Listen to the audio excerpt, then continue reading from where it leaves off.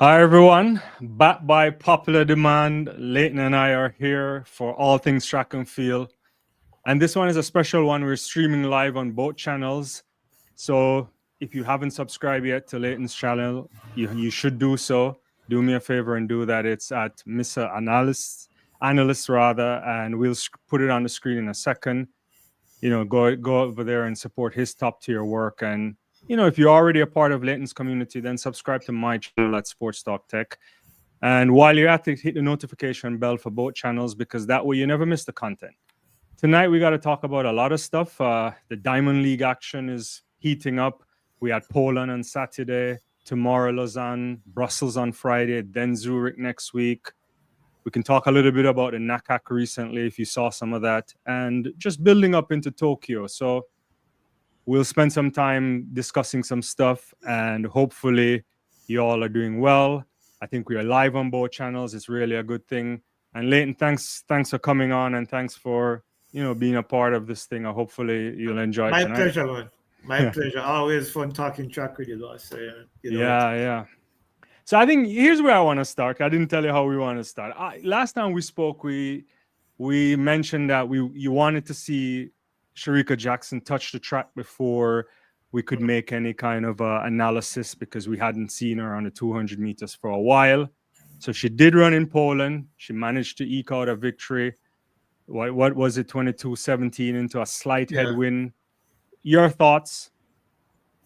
I'm still on the fence about how I feel about that performance, because there are a couple of factors that I have to take into consideration. The fact that their flight was delayed, they got into Silesia late. And I suspect that they were probably a little bit more fatigued than they normally would have been for a meet like this. I mean, Kishane actually spoke to it after the race as well. And notwithstanding how well the Clayton twins performed, so you see, it's kind of hard to judge who was feeling what.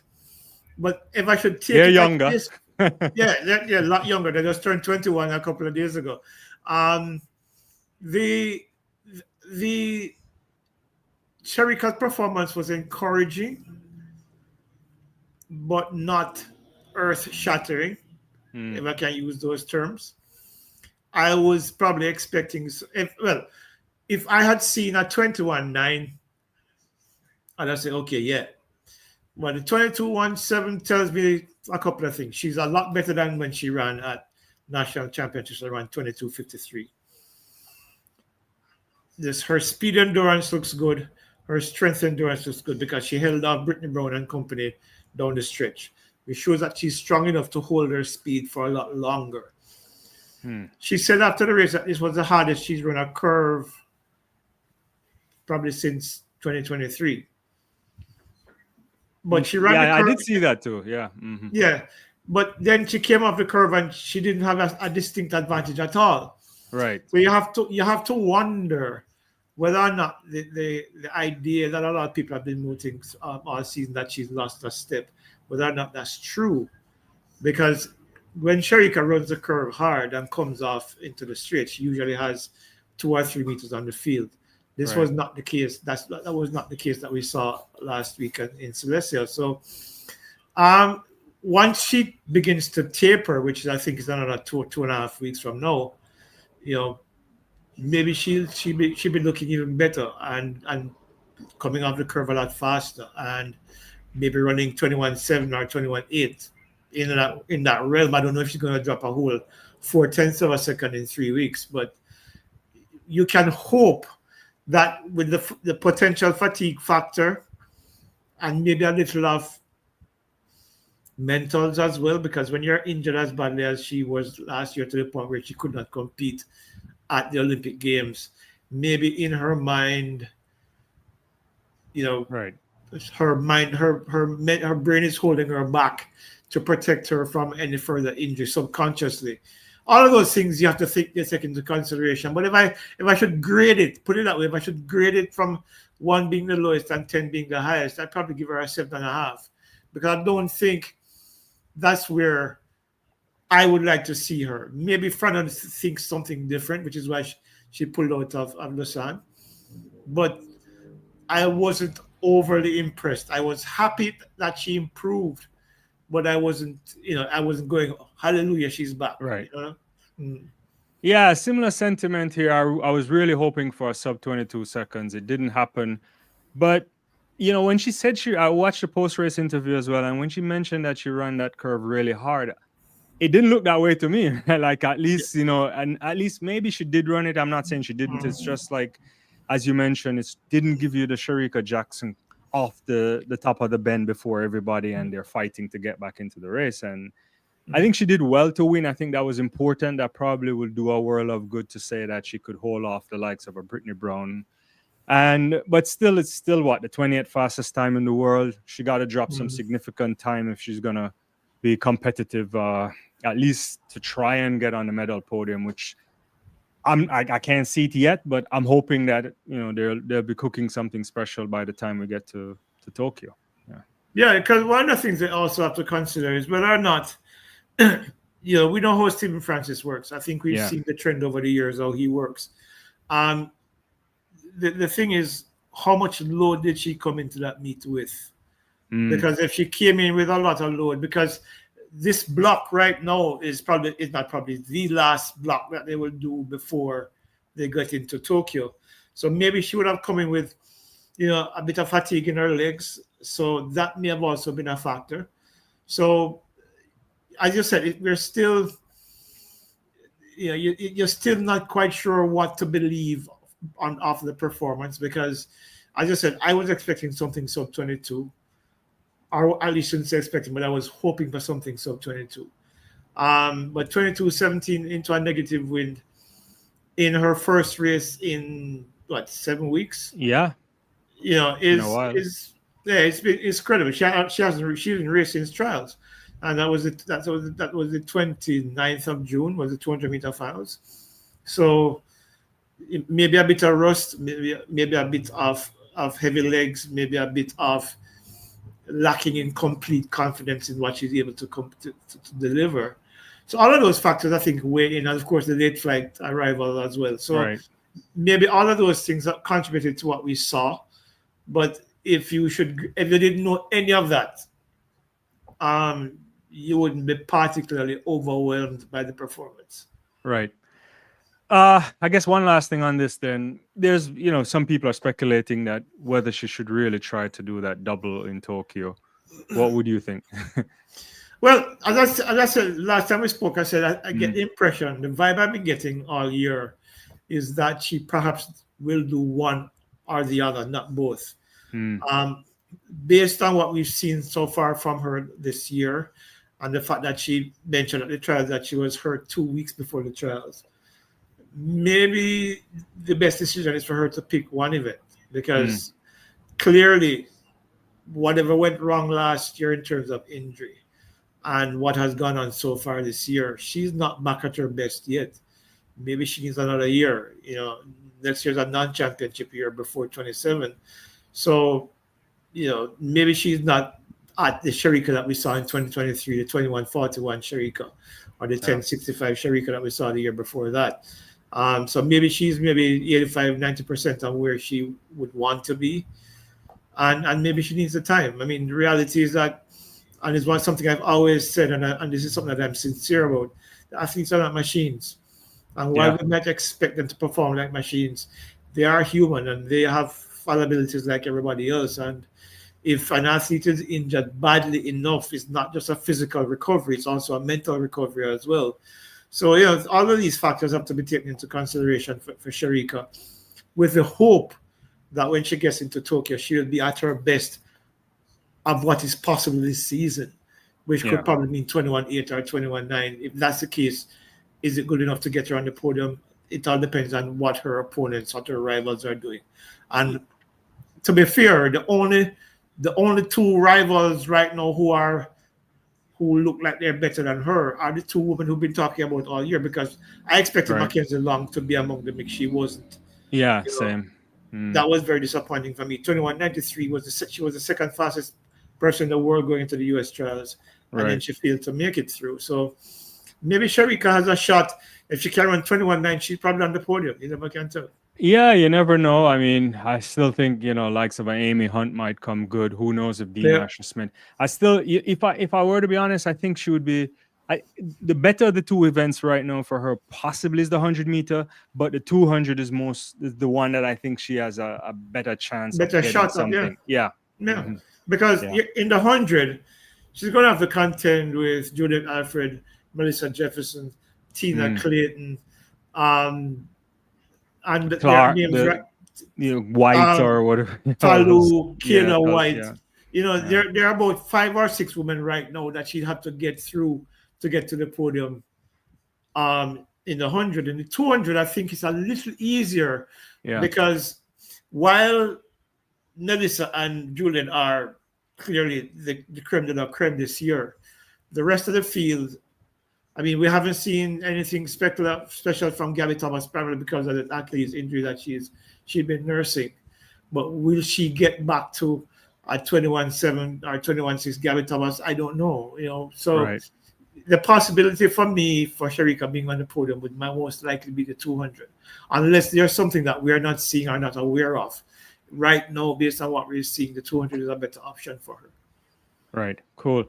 Well, yeah. Before I get on, I just want to shout out some people coming on. I think there's people on your channel too. We'll get to some of those comments a little bit later. I see Brian. I see Horton, Dell, Eric. A bunch of people. Novlet came in. We'll get to all your stuff. I think Coach's Desk is watching on your channel, Leighton, Hey, and boss, what's your do? yeah, Coach is there. Richie B, Marlon. So there's a bunch of people there. So appreciate all of that stuff. We'll get into all of that in a bit. Since we're there, Leighton, I wonder now. Let's transition to the 100 meters. Maybe talk a little bit about tomorrow. Tomorrow's an interesting 100 meters in Lausanne. Yeah. Oblique is back. Noah Lyles running. No, Kishane Thompson's out with a shin issue. Let's hope that's not too serious. Or So they say. so they say, right? And there's not much we could have analyzed from Kishane's performance the last time, except that he came in, he handled business. It wasn't the greatest of execution, but he won the race. He probably Yeah. walks away thinking that the next time I see Noah will be in Tokyo. Yeah. Look, Yeah. one of the things I'm glad he got the win, because then Yeah. that was a big win in the sense of giving him the confidence to go forward.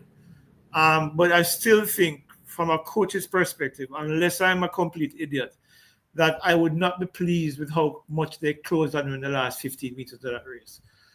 When you have 9.75 speed, nobody's supposed to be closing on you that way, especially in Right. the field that nobody's run that fast ever. And he won on the line, 87 to 90. And 91, I think he was third. So you're looking at how quickly, how rapidly he was slowing down those last 20 meters of that race. And that, I think, is an ongoing concern that I've spoken about before, because from 0 to 70, Kishane is unbeatable. Right. But from 70 to 100, that's where he's most vulnerable. And that's something that would have given Noah Lyles and even Kenny Bednarik as well confidence to say, okay, if that happens in Tokyo, when we are sharper, when we are faster, then we have a shot. If we are within touching distance of him, those last 20 meters, we can catch him. And that's something that concerns me in terms of his closing, because he still gets tight. He still needs to learn how to relax and drive through the line.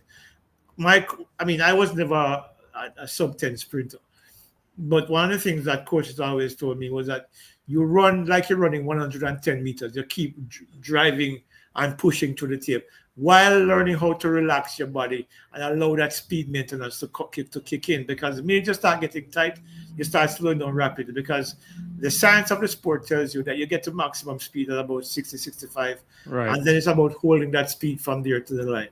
So if you're not able to hold that speed to the line, someone like Noah Lyles, who has 200 speed endurance and strength endurance, will close on you, like we saw in Tokyo last year, in Paris last year. So that's something that I think Kishane needs to work on, and to keep on trusting his speed, like he said he needed to do last year. Trust his speed, relax, and just run through the line. Like when he's in Jamaica, he does that very well. Right. He relaxes and runs through the line, and he wins comfortably. But somehow when he goes up against these bigger guns, somehow they get under his skin somewhere, or he starts to worry about them unnecessarily. If they're behind you, boss, let them stay behind you. Just keep running.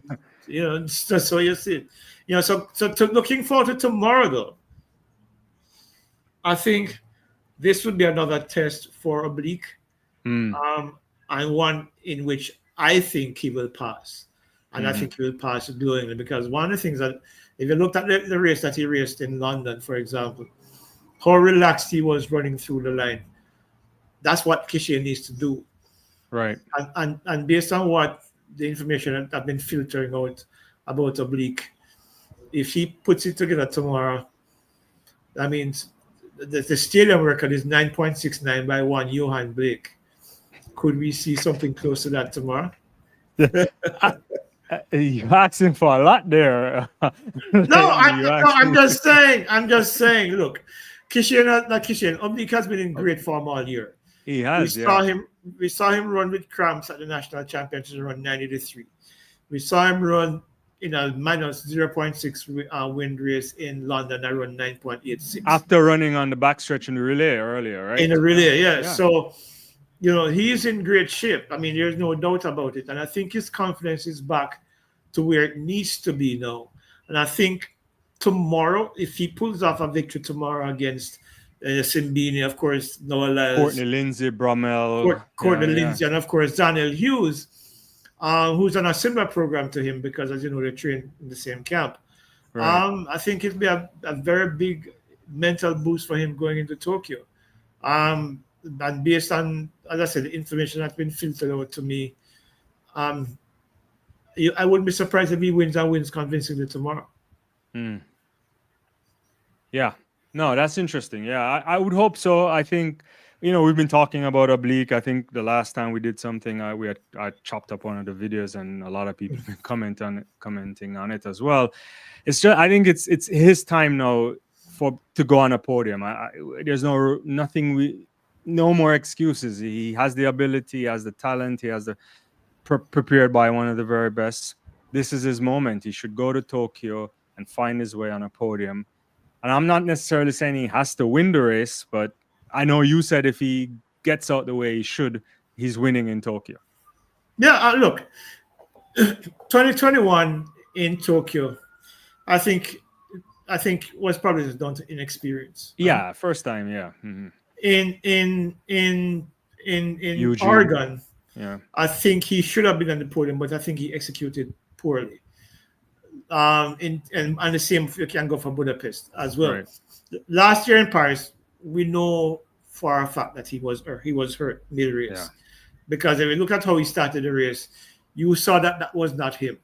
Right. And he still ran 991. And if you listen to Coach Holloway, from Florida State, he did a podcast a few weeks ago where he said the most dangerous man in that field was Oblique Seville. Yeah. So I think it's time now. You rightly said. I mean, I think he's had enough experience. They say sometimes you have to lose to learn how to win. And I think he's had enough experience losing now to learn how to win. So I think if all goes well with Oblique and he doesn't suffer another injury, I mean, knock on wood. Right. I think, especially if he wins tomorrow, I think he may be the man to beat in Tokyo. Yeah, that would be an interesting move. As we have been saying, rightly so, he has to run two of his best races in his life, back in a 90-minute window. Yeah. I even though the field is stacked, I just feel like he should comfortably qualify for a final without necessarily exerting too much. And he should come back and knock it out again, right? So, yeah, we'll see. I think one of the challenges is that sometimes athletes get too caught up in running for the lanes, so they win their semi-final heat and to get one of those middle lanes. Whereas if anybody's ever run track, you prefer to have a middle lane where you have people on both sides of it. It creates a better balance. You get a better sense of where you are in the field when you're competing, as opposed to running on an outside lane where you almost feel unbalanced because one side is nothing's going on one side and the other side is all activity. So sometimes maybe you need to make that sacrifice. Don't push as hard, but do enough to get if it's top two, do enough to get top two and not necessarily win the heat. You might get lane 7, you might get lane 2, you might get lane 3. But if you're fast enough, you can win from anywhere. So maybe that's what he needs to do to save that extra bit that allows him to then come back in a final an hour and a half later and deliver. And I think even in this context, because of the changes that World Athletics have instituted, the 9-lane final, it may work out in his favor. You don't necessarily have to really push that hard. There's no time qualifier to worry about if you finish in a minor position or something like that. So. Because if you're in a slow heat, for example, you might have to win that heat, but it's a slow heat, so you don't have to exert yourself that much. But I think my biggest wish is that Oblique can just stay healthy through the rounds. I think the London test was kind of a test, but the window between the two races was a lot longer than what you get between a semi and a final. But at least that experience, having 2 races in one day, probably gets his body into a position where it understands that, hey, I can actually run 2 peak performances within the same day. And mentally, then that would be a nice boost for him to say, okay, fine, we can do this. And then go there and deliver. Because I honestly believe, and I said it before, and people look at me like I'm crazy. But I said, I know a lot of people talk about Kishane and how fast Kishane can be. And I agree with them who believe that Kishane can be. Because even I told her I was talking to Asaf, and Asaf feels like Kishane can run 9.67. No. I said I believe he could go. In that conversation, I said I believe he could go 65. But notwithstanding that, I believe that Oblique Seville, if he puts a proper race together, he can beat both of them. Both of them being Lyles and because look, if you look at his head-to-head against Noah Lyles, except for the major championships, he's beaten Lyles and beaten him comfortably. So let's see what happens tomorrow. I think if what I'm hearing is true tomorrow, he delivers tomorrow, he'll prove that he's ready to win in Tokyo maybe 3 weeks after tomorrow. Yeah, you mentioned Lyles again. Lance must be happy right now, right? Lance Bowman. He's getting into real shape. He's talking a lot again in a confident way. Yeah. Even talking about rivalries today and what really makes a rivalry, which he didn't quite say it clearly, but I took it to mean he's probably taking a jab at Kung Fu Kenny a little bit there too. Maybe not, but yeah. But as you see it, you think he'll get on the podium? Oh, yeah. I mean, one of the things, a lot of people don't like Noah Lyles because he talks a lot. Yeah. But one of the things that I have always been impressed with him about is that he backs up his talk. Oh. Mm-hmm. You can't take that from him. You might not like him. You might not like the things he says. You might not like his posture. But if Noah Lyles says he's going to do something, he does it. Right. He's not going to give you anything. You have to take it from him, which is one of the reasons why I would be very keen to see him compete in that era with Gatlin and Tyson Gay and Blake and Asafa and thing, and see how he would match up, because those guys are the best of the best of the best ever. So it was interesting to see him compete in that era. But he's in this era now, and clearly he's the king of this era. Whether you like him or not, he's king of this era. He's Olympic champion. He's 3-time world champion. He talks the game and he backs it up. I think what we'll see from him tomorrow is an improved performance. I think what we will see from him tomorrow is somewhere in the region of if he runs 85 tomorrow, I think he'd probably run 985 or somewhere in that region tomorrow, if not faster. And I think he'll come in confident, because I think one of the things that I do know about him, I do feel about him, is that he wants to get back at Oblique for beating him in London and beating him so convincingly. He would have looked at the areas of his race where he needs to improve, because that's how he functions. Yeah. He looks at the areas that and works on improving them, and invariably does that. So tomorrow will be a test for him to see where he's at. Still think he's going to lose, but I think he's going to see where he needs to improve upon, whether his start is the weakest part of his race, obviously. Yeah. but his acceleration and transition are crazy, and his speed maintenance is probably the best out there right now. Second to none, you know. Yeah. So that's his weakness. So if he can go into that race and chase down an Oblique Seville and get closer to him than the last time they raced in London, maybe that will give him some confidence. Not definitely, but that will definitely give him some confidence in going into Tokyo, because he does say it doesn't matter if he wins or loses. He wants to see where he can improve. He wants to see what phases of his race he can work on to get better. I don't know if it was it you I was talking to who was saying that he feels like his ceiling is probably about 77 or 75 for the 100. That I know. I can't. Noah said that. No, No. I was talking to somebody about that just a couple of days ago, and they say, I mean, his PB is 79, right, and they say they feel like his ceiling is somewhere between 75 and 77. I used to feel like his ceiling was 980. So, I used to think that too. Yeah. Yeah. So he has a way of getting things done, and so you can't begrudge him that. But what you will see tomorrow, I think, is an improved performance from him. Somewhere, let me push the envelope and say somewhere between 80 and 85 for that 100. Yeah. And then he's definitely going to Tokyo, confident that he'll be on the podium, and I think he will be on the podium regardless.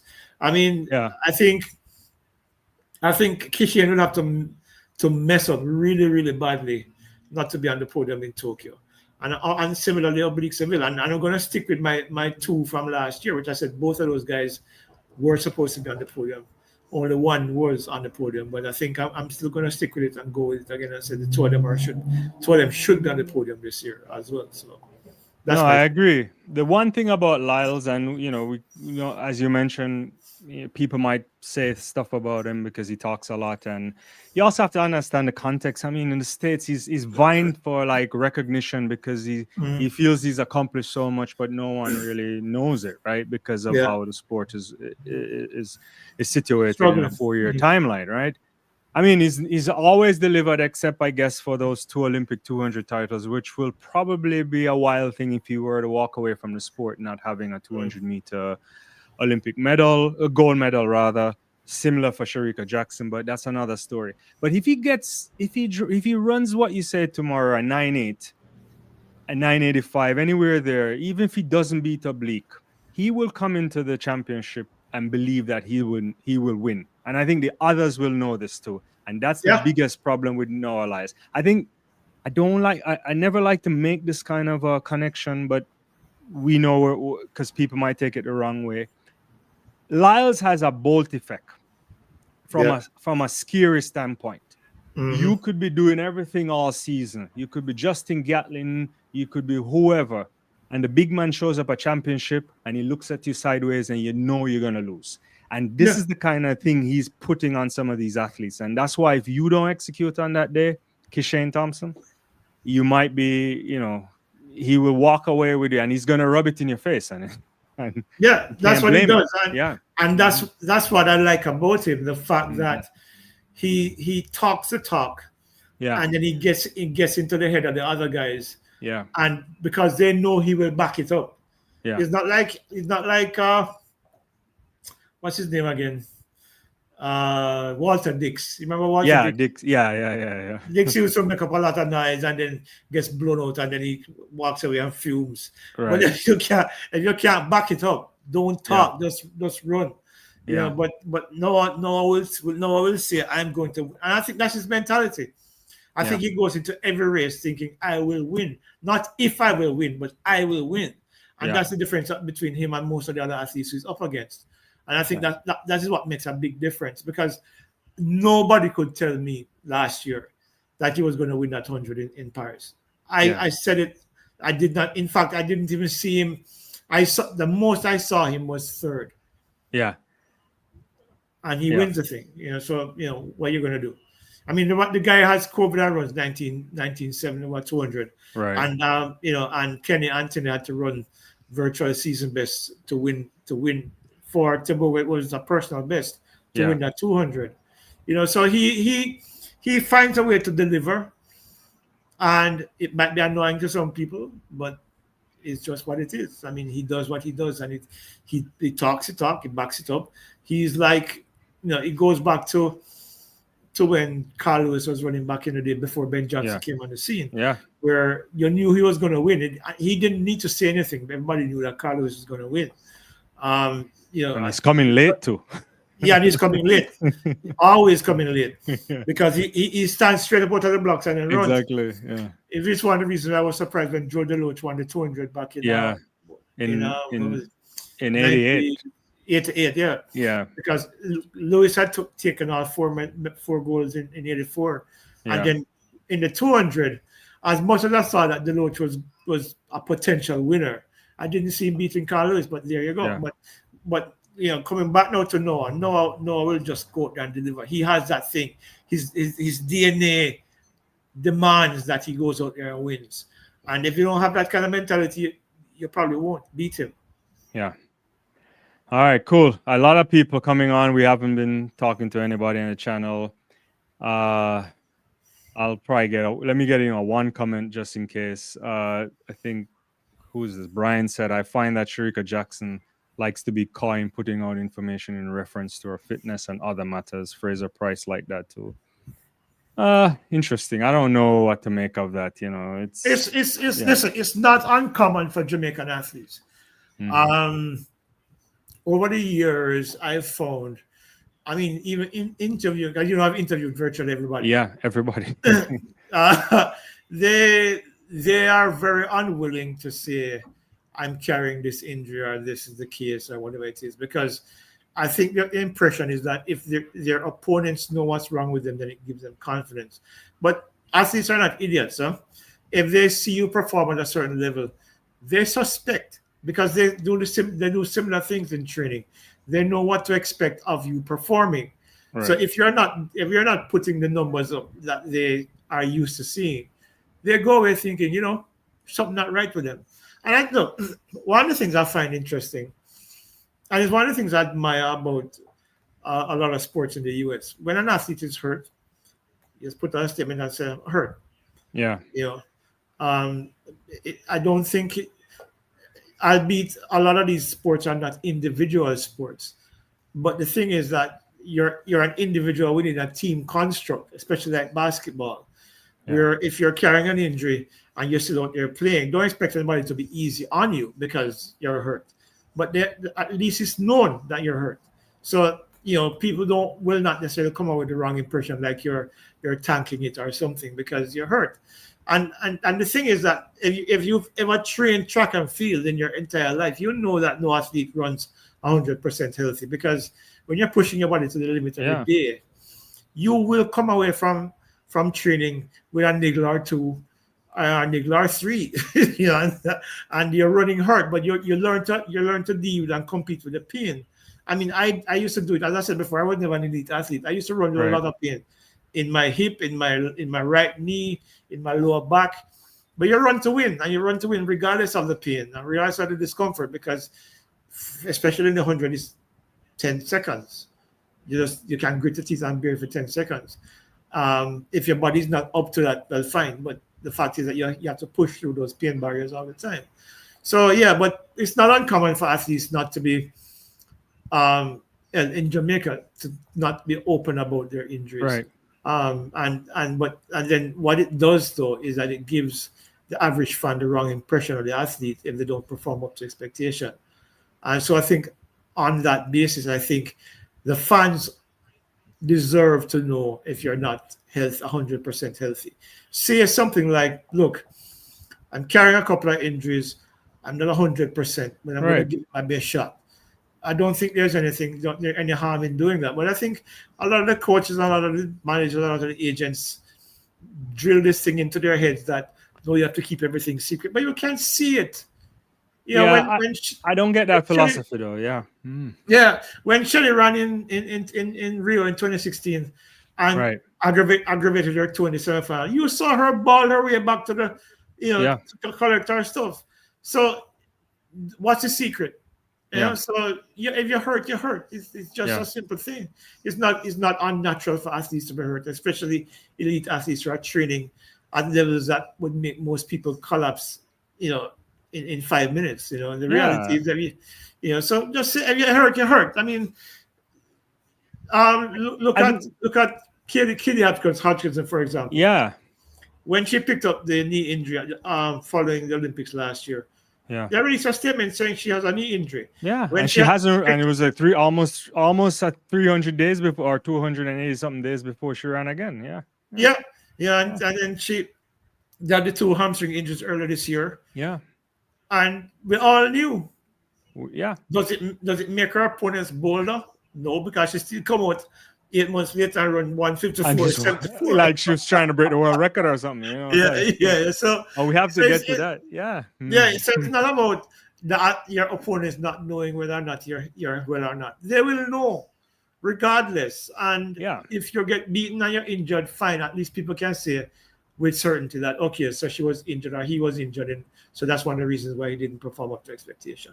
And I think it hurts the brand of the athletes as well, because if you're running with some secret and you're not performing the way people expect you to, then people lose confidence in you, including your sponsors, including the people who would like to sponsor you, people who would support you think, they're done. Because that's a quick phrase in track and field, you're done. So I think if you're hurt, just say, I am hurt. I have carrying an injury and not being able to train as best as I want to, but I'm going to give it my best shot. I think that's all people can expect of you, giving it your best shot. Yeah, I agree. I think you have to control the narrative. We saw it even with, say, Abby Steiner. She's been having such a horrible time, so much so how many surgeries. I think she posted just recently again that she's just going to call it and, go to South Carolina and do a master's in sports science and then see how it goes. Rashidat Adeleke finally put out something again saying she just can't push. And the athletes must understand that the fans they're with you, right? There'll always be people saying a lot of stuff, but especially in a sport like track and field where you really need people to support you all the time, you should really be controlling these narratives. Because I remember when I spoke to Abu, I did an interview with her which was not aired. When I was at Sportsmax, I had this little thing called On Point. I interviewed her and she did surgery. There was this thing called Haglund's surgery that she did, where 2 bones on the back of her heel that were making it difficult for her to wear shoes. Right. And so it was difficult for her to come. So she had to do surgery to shave them down. And then, I think probably the third surgery is something similar to that as well. And I remember she was so very frank and very open about what she had to do. And, unfortunately, that wasn't aired on Sportsmax. It was about 2 or 3 years ago, maybe a little bit longer than that.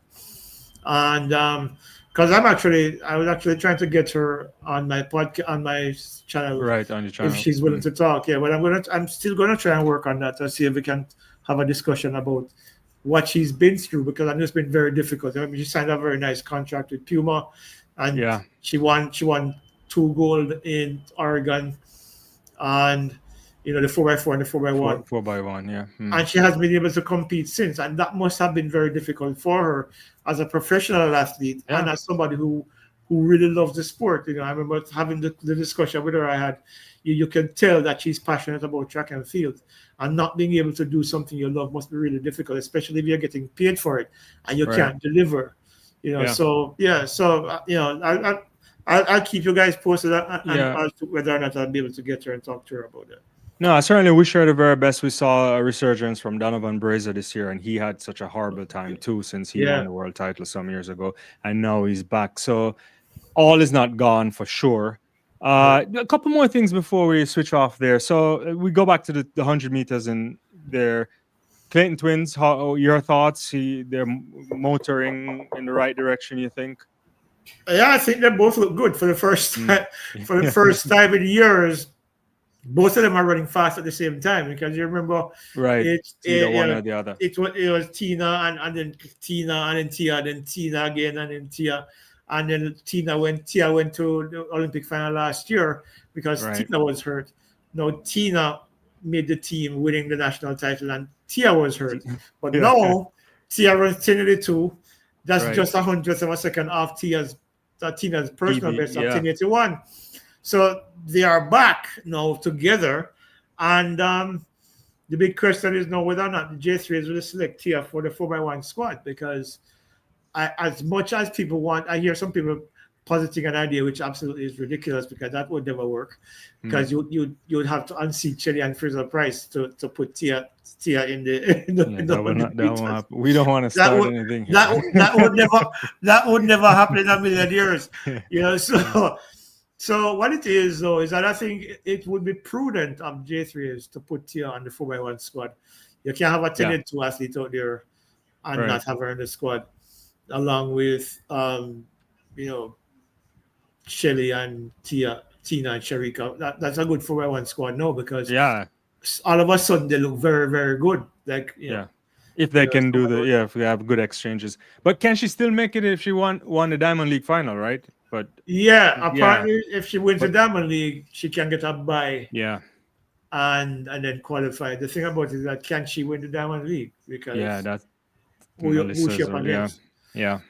So So I think her best shot is getting onto the team as a member of the 4x1 squad, which makes that squad a lot stronger than it would have been had she not been there. All right.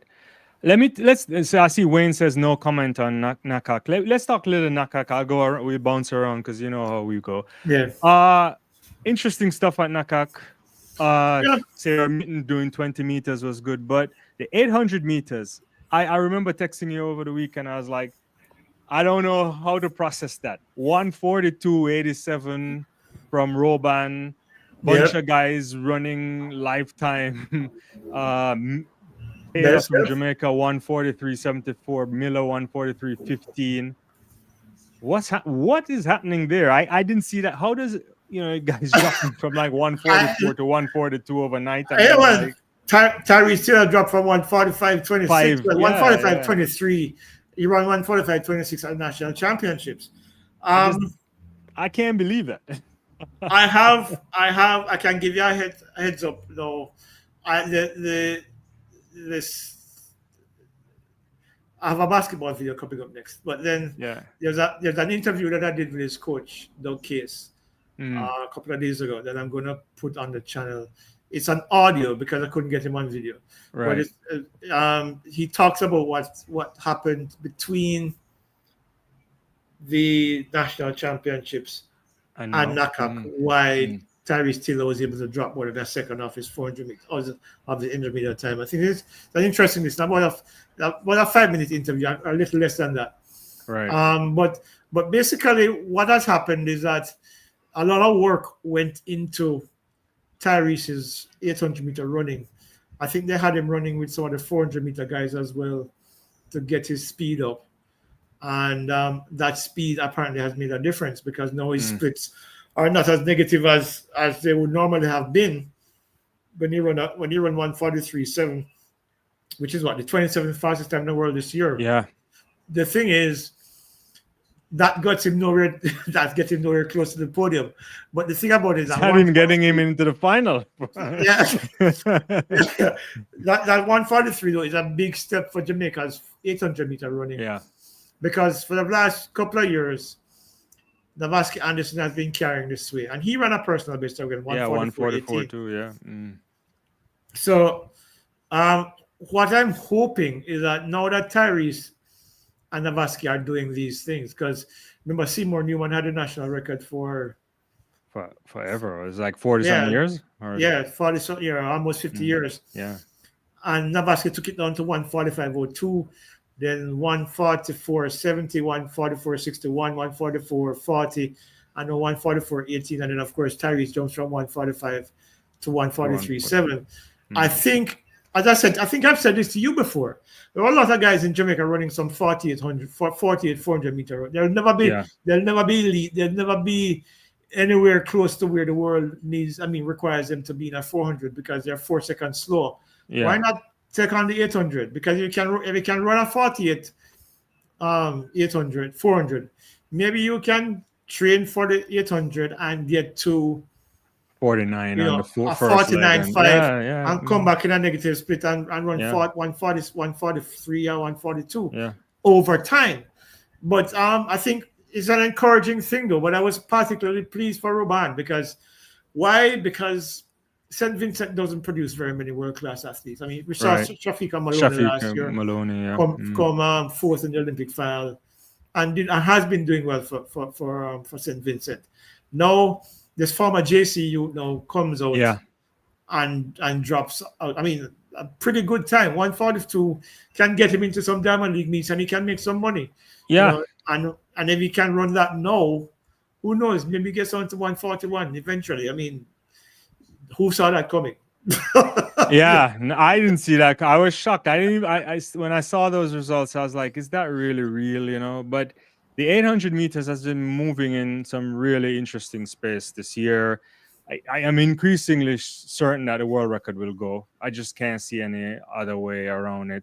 I think Wanyoni might be the one to do it, but we saw Howie again running, and he didn't make the U.S. team.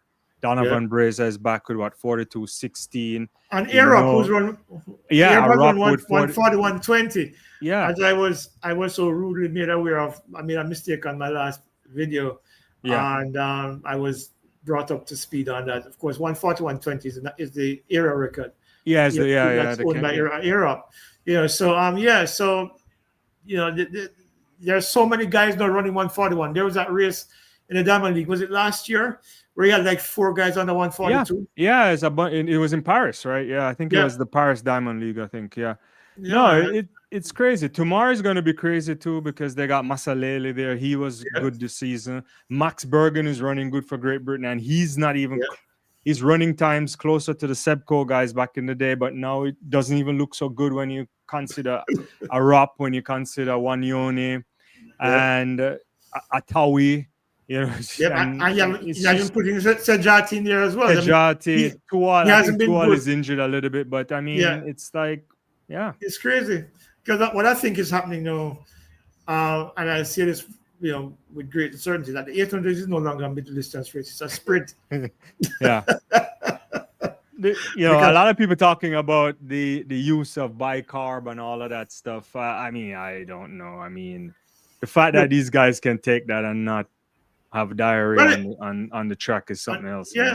I get what I hear is the dosage is very important and it's legal. So we're not talking about anything illegal here. So no, it's not illegal, and it only works up to 800 because after that, I think the science on it is doesn't really help when you go much faster. Yeah, once you go past once you go past certain threshold, the lactic has no barrier, no boundary. It just keeps pushing.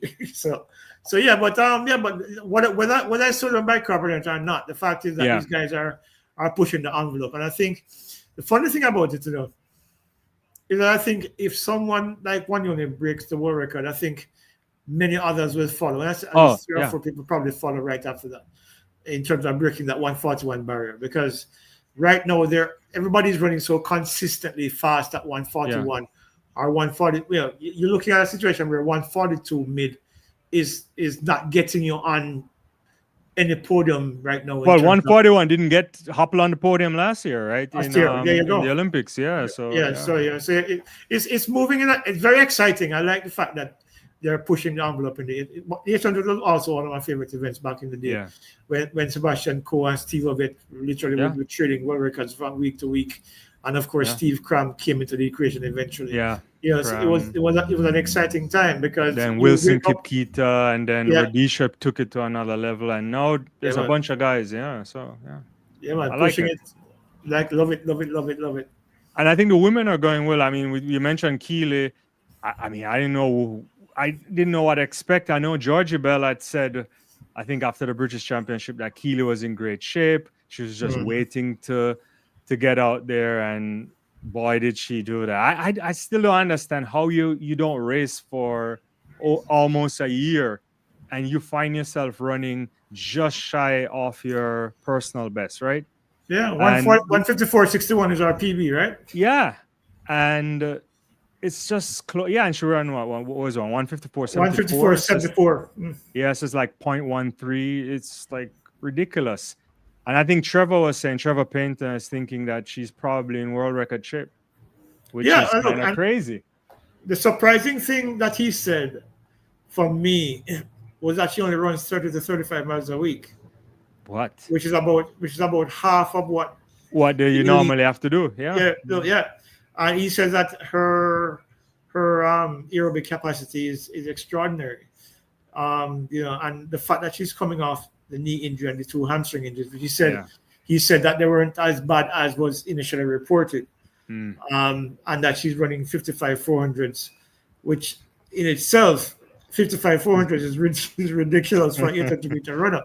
So so she's they were talking 153 at the press conference yesterday. So let's see if that happens tomorrow. But maybe not tomorrow, but certainly looking to perhaps deliver that in time for Tokyo. I mean, it would be special. I mean, right now she's now the favorite by far. If you answer the questions, I don't think. I mean, I have to reevaluate the rest of the 800. I like that kid from Switzerland, Weru, but I don't know if she'll break through this year the way she should. Prudence from South Africa, not quite. I think Dugumov should get on the podium. She hasn't been running for a while either from Ethiopia, but look, a lot of them, and I mean, look at the crop from last year. The entire crop from last year, almost seemed to have taken a backward step. Miramora gone. Miramora looks like a shadow of what she used to be. When you look at the best in the world behind Keely right now is what, 156? And then everybody's at 157, 158. So if they run true to form, she wins in Tokyo, going away. By a couple of seconds or so. So it kind of feel doesn't look good. I mean, and when you look at, I think whatever her last name is now, because I can't Nikolaev, whatever that is. Something like that. She has, since she left college, she won at Worlds in 2022. But she hasn't done anything since. I mean, whether it's been injury or there's some mystery going on where Bob Kersey has her not looking like the athlete that we saw her when she was at A&M. I mean, Texas, the reality is she's been a shadow of herself. So the field has taken a backward step. I mean, even Natoya Gould, I was talking to her recently about the injuries that she's had this season, which has prevented her from training as much as she wanted to, and just getting back to full health now. Even her, even though she doesn't run championships very well, the thing is that, everybody seems to have taken a backward step this year. So Keely has made a big forward step. When you open just shy of your personal best from the season before, it tells you just where she is now. And of course, they haven't started speed work yet. So if you haven't started speed work yet, what are we to expect in 3 weeks' time? 153. No, I'm happy. I would love for the world record to go, because we know how those things go. It's on the books too long for different reasons. I think Great Britain will get 2 medals. I think Hunter Bell should focus on the 800 meters, even though she has the Olympic bronze from last year over 15, but the 15 is too stacked. Gudaf Sagai is back running fourth or whatever top. It wasn't. I don't know how fast was it. It was like 150 something. So I don't think she, not 150, 350 something in the 1500 meters. So I think they could be able to pick up 2 medals, which is interesting stuff for them. There have been, It would be a return to what we expect from the British in terms of the middle distances. So I'm in total agreement with you on that as well, because the reality is that the 800 meter right now for the British middle distance runners is they're easy picking right now. I think the field, nobody has shown me that they're ready to challenge Keely or anybody from England this year. In terms of the 800, and as you mentioned, Hunter Bell she's probably the next best thing out there. I think she's probably the second fastest in the field tomorrow, isn't she? Tomorrow, I'm trying to let me check who's. I think Prudence is in the field tomorrow. Yeah, she might be Yeah, second fastest in the field tomorrow, I think. Yeah, I have to look at it again. Yeah, I think 156. I think I'm not sure. yeah, she has a 156 this season. Yeah. She has I think maybe the fourth fastest time in the world this year. Well, Yeah, this year, because it's like it's the Kenyan that run behind Prudence last week with 156.52, and then Duguma from May ran 156.64, and then Hunter Bell has that 156.74 from London. So it's yeah, she's up there. Tomorrow should be interesting. The 800 meters for women tomorrow and men, I think is really high quality. They assembled there in Lausanne. Yep. Yeah, I don't know. It's gonna be very nice to see. A pity I won't be able to see it. You'll be busy when it's happening. No, yeah, I'm gonna have a. I don't know if it. Well, the track and field fraternity should know that Ray McFarlane died about 2 months ago. Oh, and so they're having a thing for him. He has had a official ceremony in Florida from the military, and they had another thing in the state somewhere. But they're having a thing for him tomorrow in Sanguinetti. That's where he's from. And Donovan and I are here. We're traveling together down tomorrow to pay our tribute. Ray was somebody who was a big part of my existence. He only spent, I think, 2 years at Knox before he migrated. But every single time Ray was, put it this way, I'm in traffic one day and Ray called me from Tanzania. Ray called me from Dubai. Ray called me from Croatia. Ray called me from Russia. Ray called me from... I have about 10 or 15 numbers in my phone from Ray McFarlane. Yeah, so when he's in Jamaica, Donovan and Ray and I usually get together and go down by Holy Smokes or over by Turnover, have a drink and just talk, about back in the day, or just talk track, or just talk about foolishness. So I have to go tomorrow and pay our tributes to him, because obviously have to be big part of my space for so many years. Yeah, so tough times. How do we transition from that? I was thinking a couple of things here. So a couple of weeks ago, I wasn't quite sure where to think about men's 400-meter hurdles, like who of the big three would be the favorites going into Tokyo. And I'm now convinced that Varham is back. 46.28. They took a break. The guy is ridiculous now. Like, this is that's the third fastest time ever. All the race fast. All the race. He has a work record. And then his third fastest time. He's back.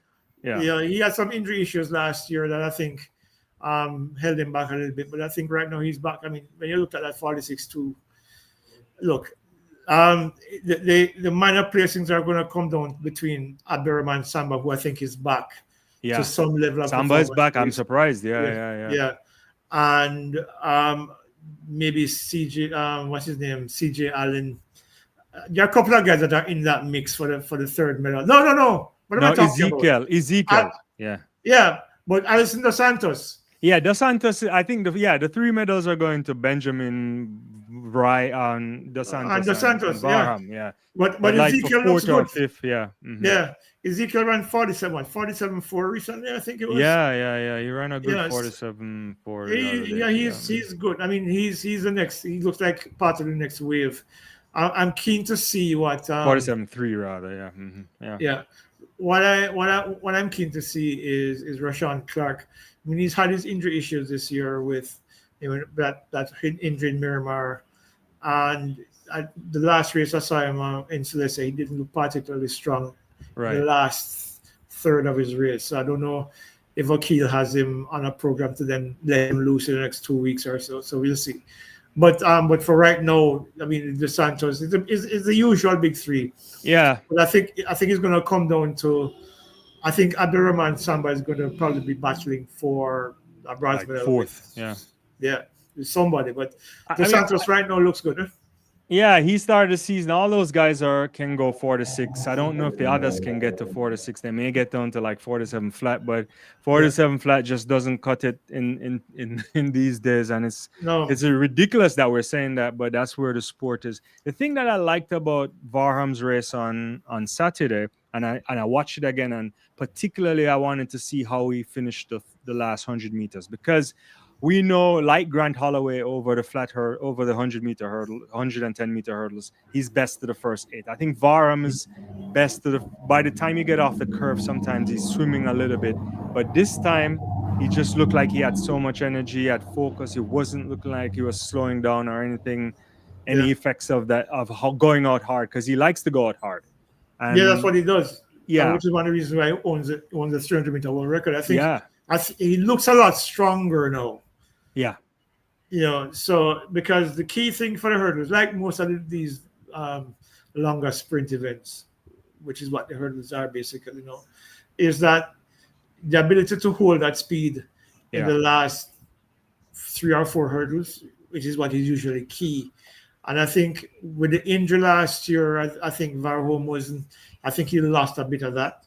yeah. Because he trains with that 20-pound vest all the time, basically. It's a crazy And guy. so he probably added up to 10, well, maybe 10 more pounds to it, and probably does some crazy work. But because he trains in some very unconventional ways, and I think what we saw with that last race tells me that his strength levels are probably at their optimum now, compared to even in 2021 when he ran 45.9. He looks like he's right back there now. And remember, he still has a couple of weeks to go before the Olympics, before the World Championships. So he looks like he's hard to beat. Ray is fast. Ray's a 44 flat 400 man. Yeah. But whether he's strong enough to overhaul him down the stretch, I guess we'll find out. I'll see what Joanna here has planned. For Benjamin. For Benjamin. No, I had to say, I mean, for a long time, I wasn't sure if Ry Benjamin could have, delivered when he needed to, and he did last year. So, we can't say anything anymore. But No, I just want to. It's going to be great competition for sure. And sticking with the hurdles, because I know we spoke about it. We thought I'm now increasingly certain that the women's 100-meter world record probably will go by the time we get to Tokyo, because I don't know how to explain that on Saturday. And Vesa must be upset because in the heat she runs that national record 12:28, and look at where she was in that race until she started to hit hurdles. She was right there too. I think they were going for something special there. Yeah, absolutely. And what was even more impressive was Toby Amerson, who got a terrible start. Yeah. I run 12:25. Yeah. So it's I'm telling you, look, if the world record goes in Tokyo, it will probably occur in the semifinals. Yeah. Like last time. Yeah, because the finals are going to be very, very tense. And I think because depending on who gets there, I think all of these ladies will be within touching distance of each other in terms of their PBs and in terms of their performance levels. Right. So I think the tension probably will weigh on them in the final. And this disappointing that Jasmine Camacho Quinn is not going to be there, or is unlikely to be there. But certainly there's I think she's done, right? Yeah. Yeah. I mean, the way Masai looks, the way Toby looks, the way Vesa looks, the way Tia Jones isn't there, but certainly Alia Armstrong. But Armstrong was running. She was running really well too. Yeah. But she didn't make the US team. I'm trying to remember. No, she didn't. I remember. So she's not. But Grace Stark is to come back. Yeah, Stark will be there. Yeah. Mm-hmm. Yeah, and hopefully Akira Nugent and Megan Tapper will be back to their full selves. And Meg was exhausted that last race. So and then of course, obviously she hit a number of hurdles, primarily because of the exhaustion levels. Because I had a little quick chat with her after the race, and she was dead. So, but she didn't look. It wasn't one of our better races this season. No, she was done. From the training from the day before, so she was running heavy as well. So I don't know. My worry about Akira as well is that Akira might be putting too much pressure on herself. I think. I Mm, mean, I could be completely wrong, especially since she didn't do that well at the Olympics last year. Hit a bunch of hurdles everywhere, and then she finished third at World Indoors, got her first global medal. But you know, I don't know. I get the sense that she's not as confident as she should be, given that she's run 12:30 this year. Maybe the number of women running 12:2s is probably what is concerning her. But I think I don't know. There are people who believe that maybe her U.S. coaches are not preparing her to beat the U.S. athletes. I don't know. These I arguments, don't know about these, that. Yeah, these arguments will always come up. But yeah. I don't know. I'm hoping for the best for both of them because I think both of them are capable of running 12:2s, or even possibly faster as well. Um, you know, I said it to you before, and I think Meg Yeah. can probably be in the mix. But depending, let me see what she does tomorrow, and then I'll have a clear idea of what is going to happen between now and time they step into Tokyo. But that race whoever is in that final, regardless, is going to be madness because there are so many women running. Remember, there was a time when 12:2 was almost unreachable. Don Kova had the world record for so long. Yes. There was a whole period where there's a time when you're running 12:5 and you would be making it Yeah. on podiums and it would be good. And if you ran 12:4, you're like spectacular. A few 12:3s. Yeah. I Now mean, Gilly was run 12:3s. threes in Joanna Hayes ran 12:35? I think it was Yeah. to win an Olympic title. yeah. But when you look at it, Bridget ran 12:5 to win World Championships in 2009, and across the board, I mean, what's her name? Oh God, from Canada, can't remember her name now. Oh, Perdita. Yeah, Felician. Perdita Felician, and there's another Canadian as well. But Yeah. they're running 12:4s and 12:5s. No, you Yeah. run 12:4s and 12:5. These girls would never get. These girls would never get into a final or a semi-final. Maybe you're probably struggling for a semifinal. No, it's too hard to call still, Leighton, and I think the pressure of it is so high because I want to see what Kambunji does tomorrow because she may come and run 12:3 and you'll be like, Yeah. okay, she's in the mix too. It's like everybody's in the mix. I don't want to count out Akira. I think she's struggled with managing what happened last year, I guess, but. Yeah, I think it's tough because it's a hurdle race. I swear, I still believe she would have been on the podium in Paris if she didn't hit all those hurdles. The thing about it is that in the two races that she's been back since she went back into training, haven't been particularly convincing. Yeah. 12:8 and 12. What was it? 12:4 something. Something like that. Yeah. Yeah. She and she looks like she's out of rhythm. I don't know what it is. Maybe she's one of those athletes that needs a few races to get back into the rhythm. The hurdles is a very strong rhythm race, and I think maybe she needs a few races to get back into that rhythm. But the last two races haven't been particularly convincing at all. I'm hoping that she'll be able to get it together tomorrow, and at least run 12:3 something, or if possible, 12:2 something. Because she can, she's capable of doing that. Yeah, she has to get out well. Sometimes the start isn't the best, and then she's catching up, then she's hitting hurdles and. That's not how you want to do it, but she needs to get to that first hurdle. She needs to get to that first hurdle alongside Masai, and the better starters, maybe Meg as well when Meg is healthy and fresh, because that's a similar thing that happened to the national championships where Meg got to the first three hurdles first, and then she tried to play catch up but just couldn't do it. Yeah. She needs to get to that hurdle first, or alongside the first people who get there first. And then feel that the race as it evolves. So we'll see. But tomorrow's going to be interesting to see. I think what happens tomorrow will determine a lot about what she might be thinking about going into Paris. I keep saying Paris, going into Tokyo. Yeah.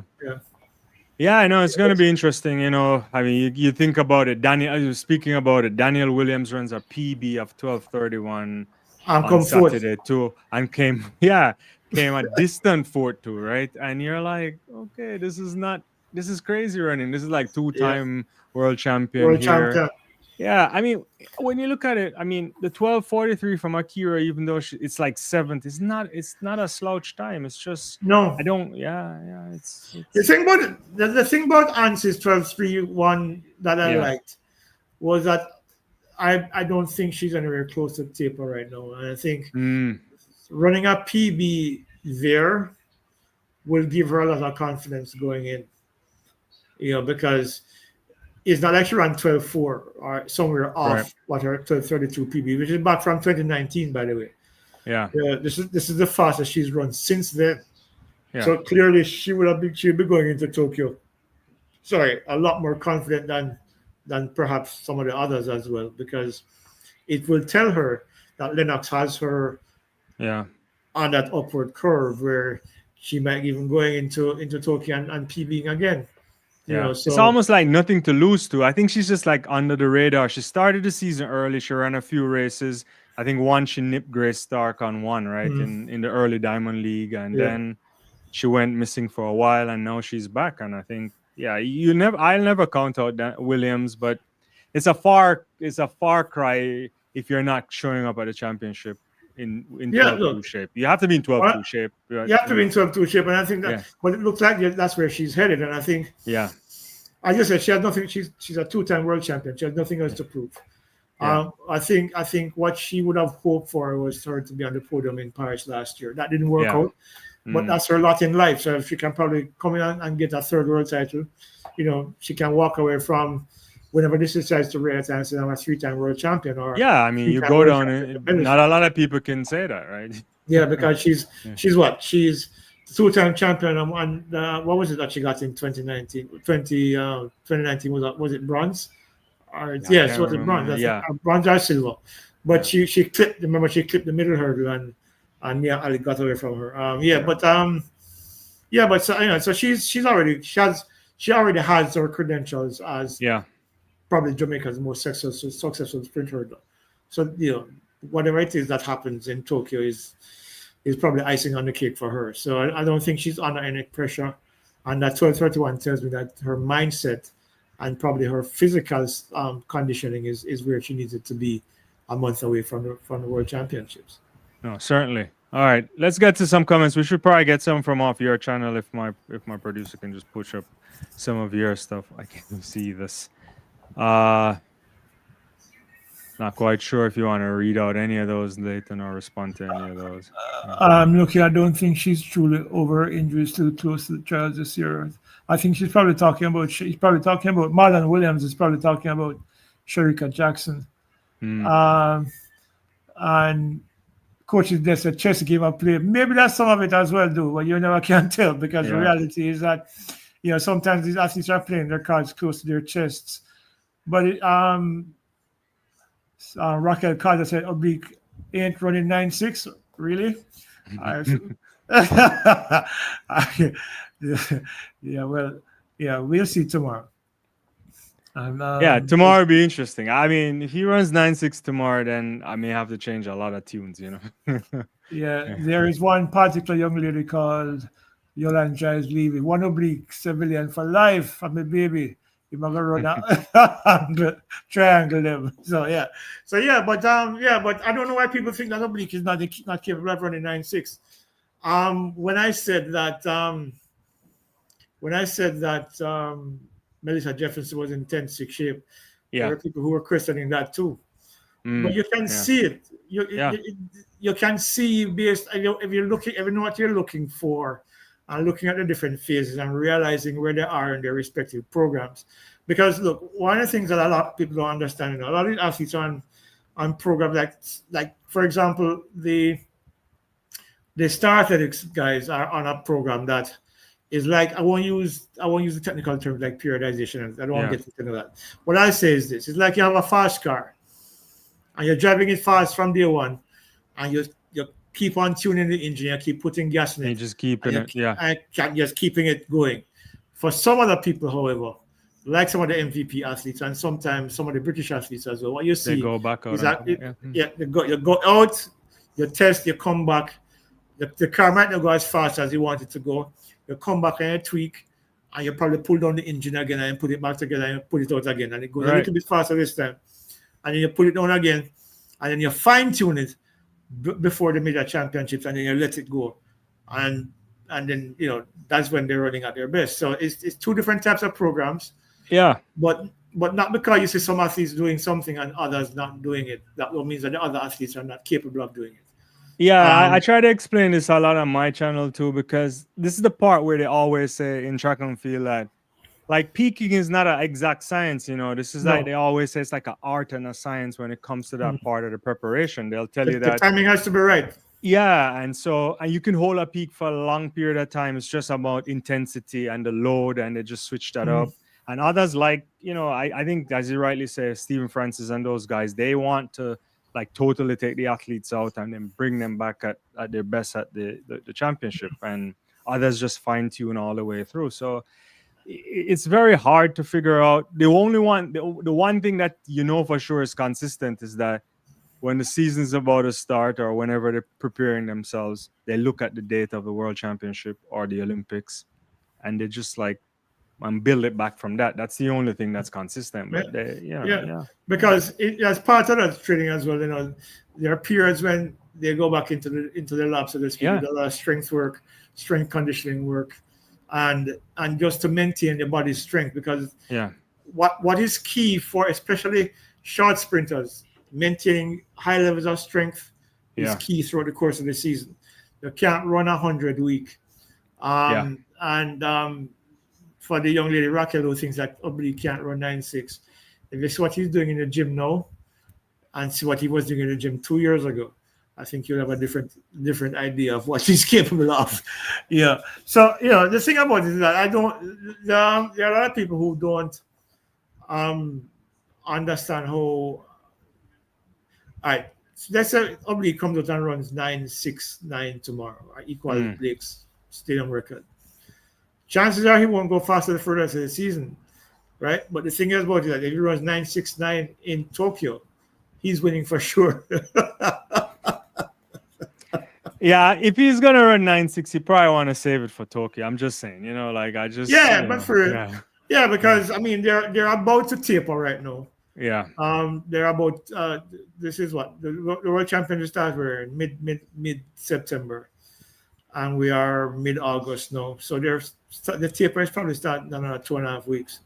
So when they take the load off and they start to fine tune the block starts is 30. Work on the early phases 30, 60. 0 to 60, 0 to 30, 0 to 60, 0 to 90, 0 to 110. And they get sharp and the speed work kicks in. It's going to be fascinating to see what unfolds in Paris. It will be. I think they'll come into good shape. I'll get to a couple comments. Nerol says, look like 12 or 11 high.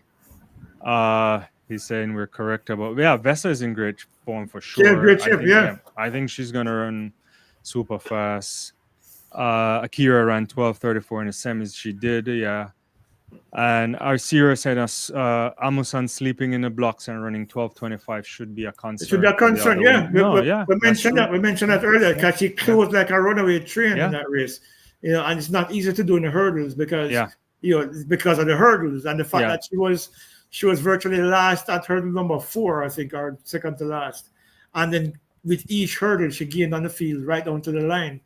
12:19.1 and then what was 12:25 is not that far away. It's 0.0. Yeah, it's not far. She was coming fast, which is it's always difficult to adjust, by clearing the hurdles, right? So Seville is in imperial form now, and no one is stopping him.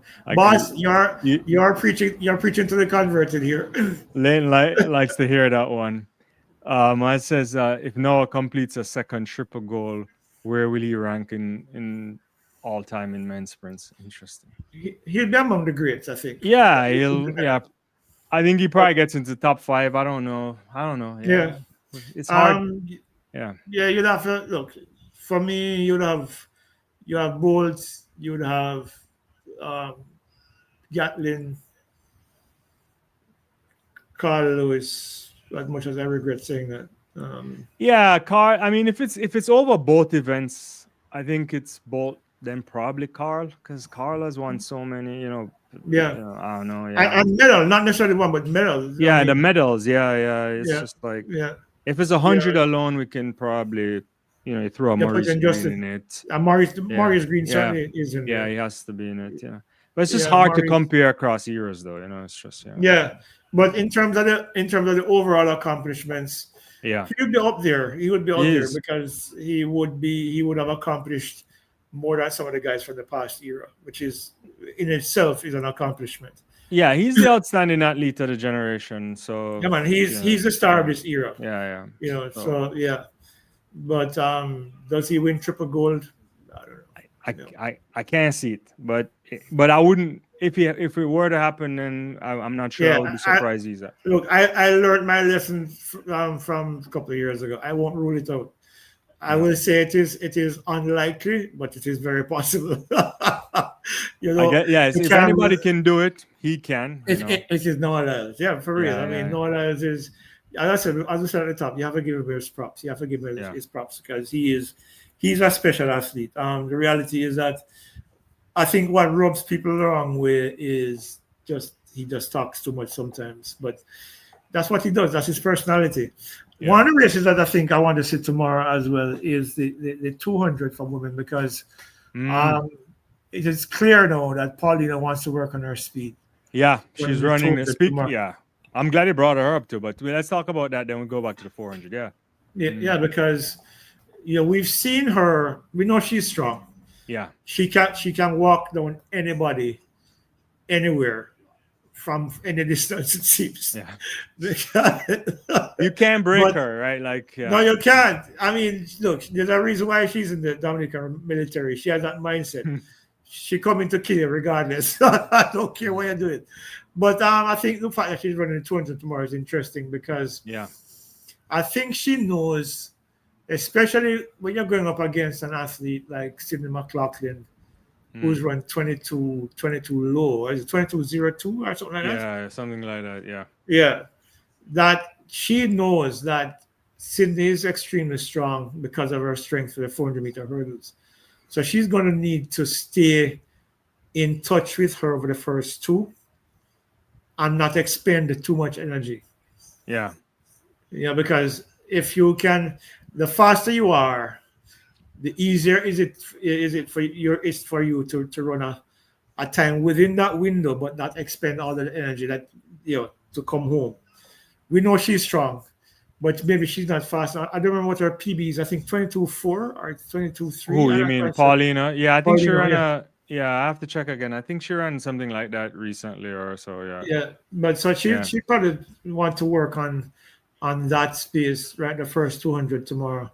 And see what her speed is like, and see if they can tweak something for the next 3 weeks to see if she can get there a little bit faster over that first two. Because if Sydney gets away from her, she's not going to catch. I don't think she's going to catch her. That's an interesting thing, because I want to bring that back. I felt that NASA really pushed her last week, and almost tested her, but she never. At one point, I was like, is she really going to chase her down? And she never broke the stride. She just ran the race the right way. And she never panics. Yeah. And so I not worry, but I wonder how NASA must have felt, because the amount of lead, the lead that she had on her was just a lot. And for her to just take her down immediately and in the end winning comfortably, I don't know, right? I think Sydney's going to go out. I think that's probably why they're running the 200s, because Sydney will push. We saw that at the U.S. National Championships. The question is how fast Sydney can go, because I think Paulino will come to the World Championships in low 48, probably 48, like last time in Tokyo. 17, yeah. So can Sydney go 48 low this year? Possibly. And if you can go out there, maybe you might put some pressure on her. But she's a chaser. She's a fighter. I still have her winning though. Yeah. To me, the goal is between those two. Yeah. I think NASA, unless NASA can get back to that form where she runs 48-14 and upset From Bahamas, Shawnee. Miller-Weibo. Yeah. Back in 2019. Yeah. I think if she's gonna win, she's gonna have to run something close to that time, or maybe faster than that time, because Paulino ran 48.17 in the Olympics last year. That's 300 per second. Their PBs they're separate by 0.03. Yeah. But the last time I was on with you, I had mentioned that Sydney is the person closest to her PB. Right. So that for me makes an interesting mix, because both those ladies, since that time, are not close to where they were last year this time. And of course, for NASA, it was back in 2019. But 48.67 to start the season. She's in great shape. She has to be. She's right? in great shape, yeah. And she's been running Pauline has a 48.81, so yeah. Yeah, so all three ladies are going to come in great shape. I think I just feel like, I don't know. Look, for me, Paulino would have to be, from a logical standpoint, the favorite, based on what she did at the Olympics last year and based on how she's been running all year this year. But will she be able to walk down a Sydney McLaughlin if Sydney gets away from her? Yeah, it's an interesting thing. I still look at that race where she was chasing in the US Championships, and I know she was going for the Sonny Richards-Ross thing. Yeah. But it depends, how Bobby runs it, what he says to her. Because, but she will show up at the championship in great form. I think she won't be. I don't think she'll be scared of them, and I think she's willing to lose. I think that's the thing with Sydney. I think she's willing to lose by pushing it. Yeah, because here's the thing with Sydney. She said when she ran that 48.90 at the US trials, right? She said she knows that this is an event that makes her uncomfortable. Yeah, which gives you a sense of what her mindset is. She is not uncomfortable with being uncomfortable. You see? So if she's willing to go there, how far is she willing to push herself in a final where she knows that there are 2 or 3 women in that race who can possibly walk her down if she gets a lead? And the other side of that coin as well is whether or not, knowing the people that she's up against in that final, and depending on the lane draw as well. Yeah. If she goes out too fast and then becomes vulnerable to Adnasa or Paulino. So, it's going to come down to strategy, I think. And I think the thing with Paulino, and I think she may have maybe lulled into a false sense of security, the idea that she can walk down anybody from anywhere in the last 120 meters. She might feel like she'd be able to do that again with a Sydney McLaughlin, because remember, Sydney's PB is not faster than Adnasa's PB or even season's best. Yeah, and she's walked her down every single time. Yeah. This year, the head-to-head this year is 3-1, and I think overall it's 12-1. Yeah. So she knows she can beat Adnasa, who's a 48 runner. But she doesn't know. Remember, I think that the last time that she met with Sydney, Sydney beat her, didn't she? Or did she beat Sydney? Yeah, I'm trying to remember. In the Grand Slam, you mean? Was it the Grand Slam? No, it wasn't Grand Slam. It was, I think it was a Diamond League. It was probably a Diamond League. I don't remember. But it was I'm trying to remember what the outcome of that race is. Right. But the thing is this. I think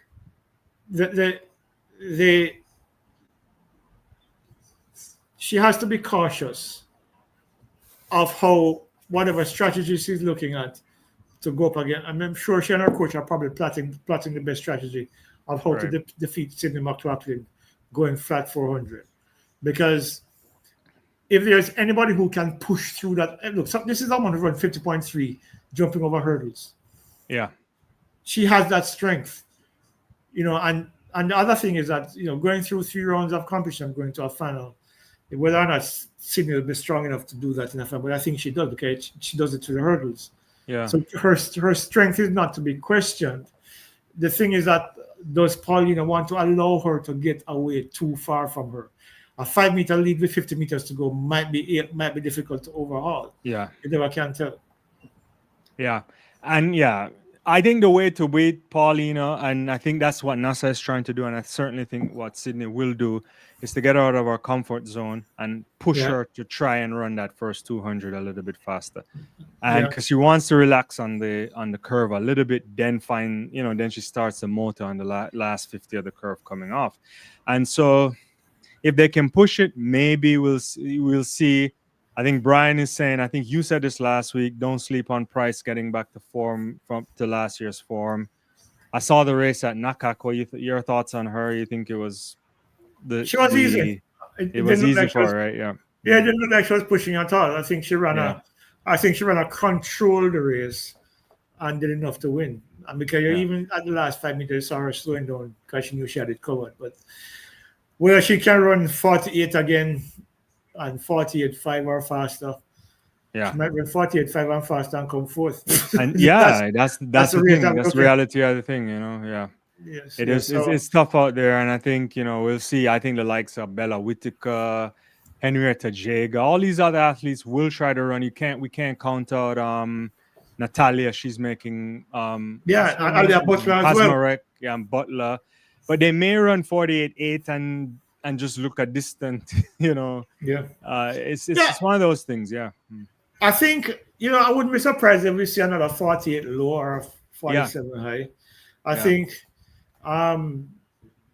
Both those women, well, we saw Paulino last year.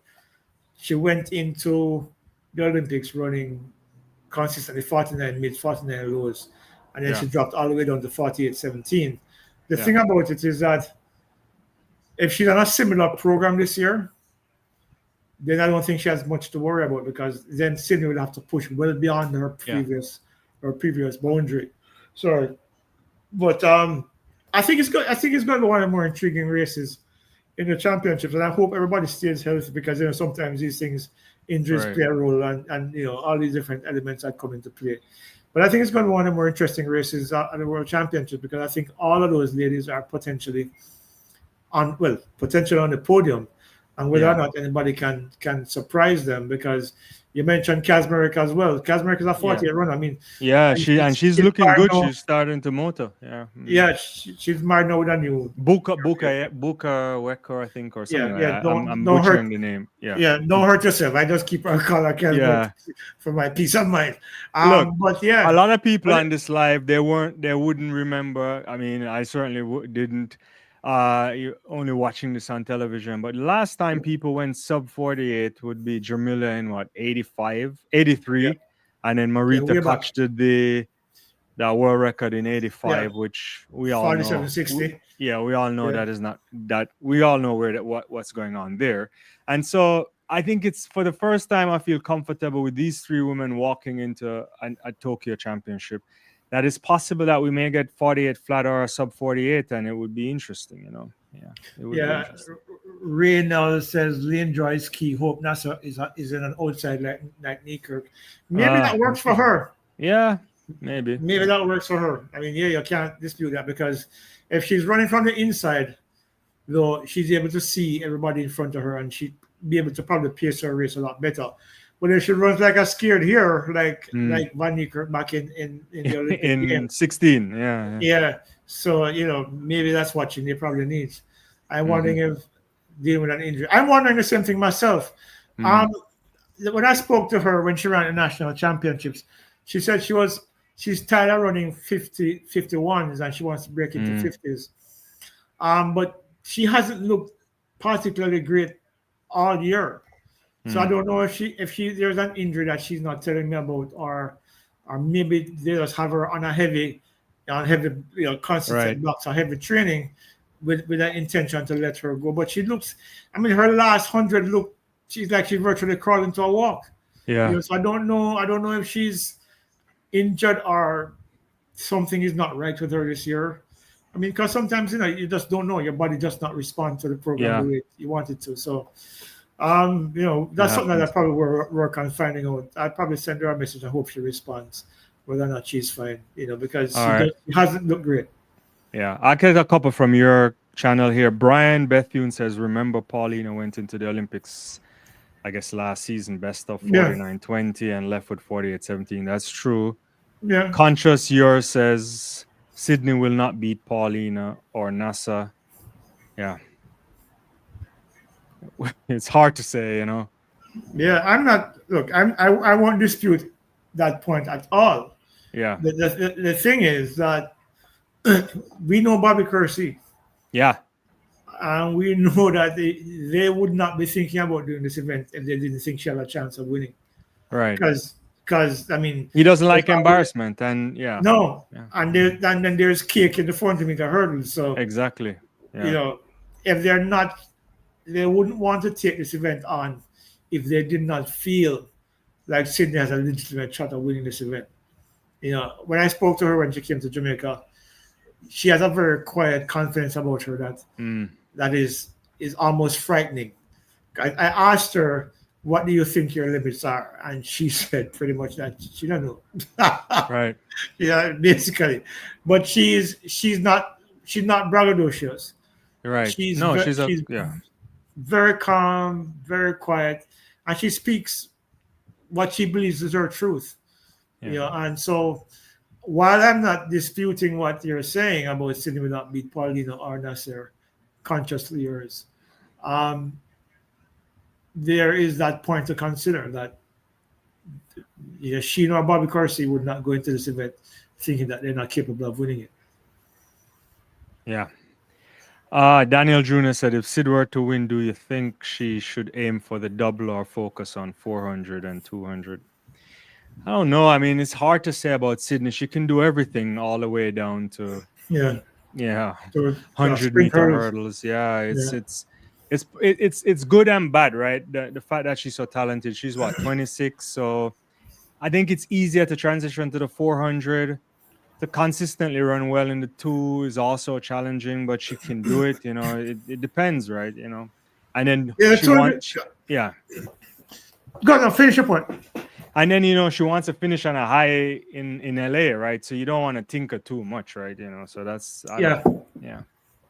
I think the 400 is our best shot. I think when you look at what the field is right now, with a young Julian Alfred and a young Melissa Jefferson and a Brittany Brown who's coming back from surgery, who will be back to her best next year, and possibly youngsters like Amy Hunt and all those. Amy Hunt and Mackenzie Long and others who are right now running 21s.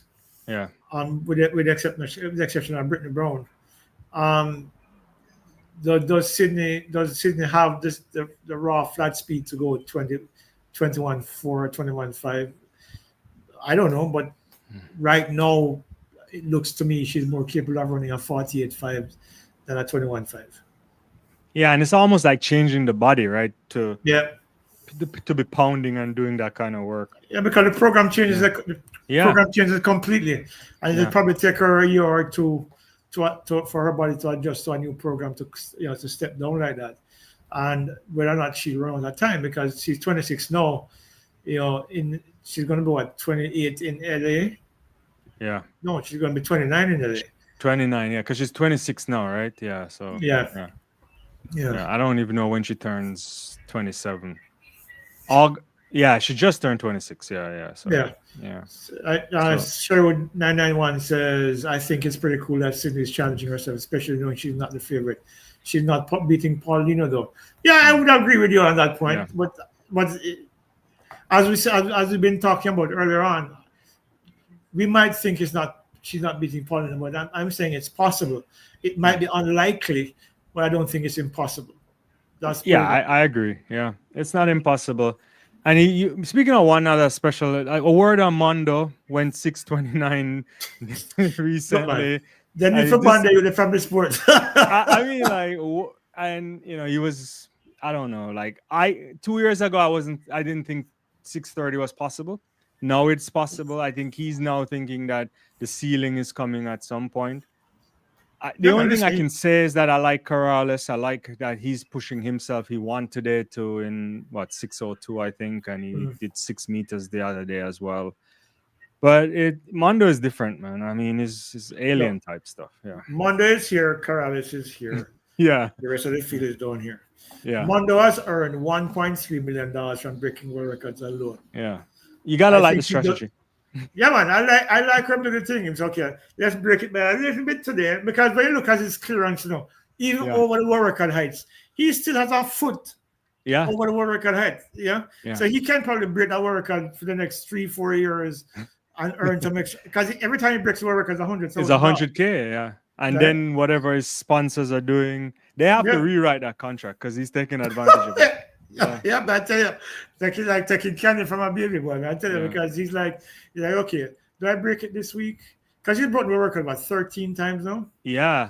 He's Yeah. getting close to Booker's Yeah. I think one more and he joins Booker for the amount of times the world record has been broken. And Yeah. Bubka was extraordinary. Yeah, it took Yeah. it from 5 something to like Yes. 613, 6 some whatever it was before Lavigne did it. Yeah. Yeah, man, I don't know. crazy. Yeah. 110-meter hurdles, Leighton. Is it wide open now? Murataki there running at 12:92. Yeah, I saw that. Yeah. But Bunch can of he guys. do that Can he Can do you it do that in- when he has some of the world's best lined up next to him? Well, he I would mean- probably say, I'm on home soil. I don't know. Yeah. Yeah, when you're on home side, I know. Listen, I used to run. I like you to. I used to run track. Yeah.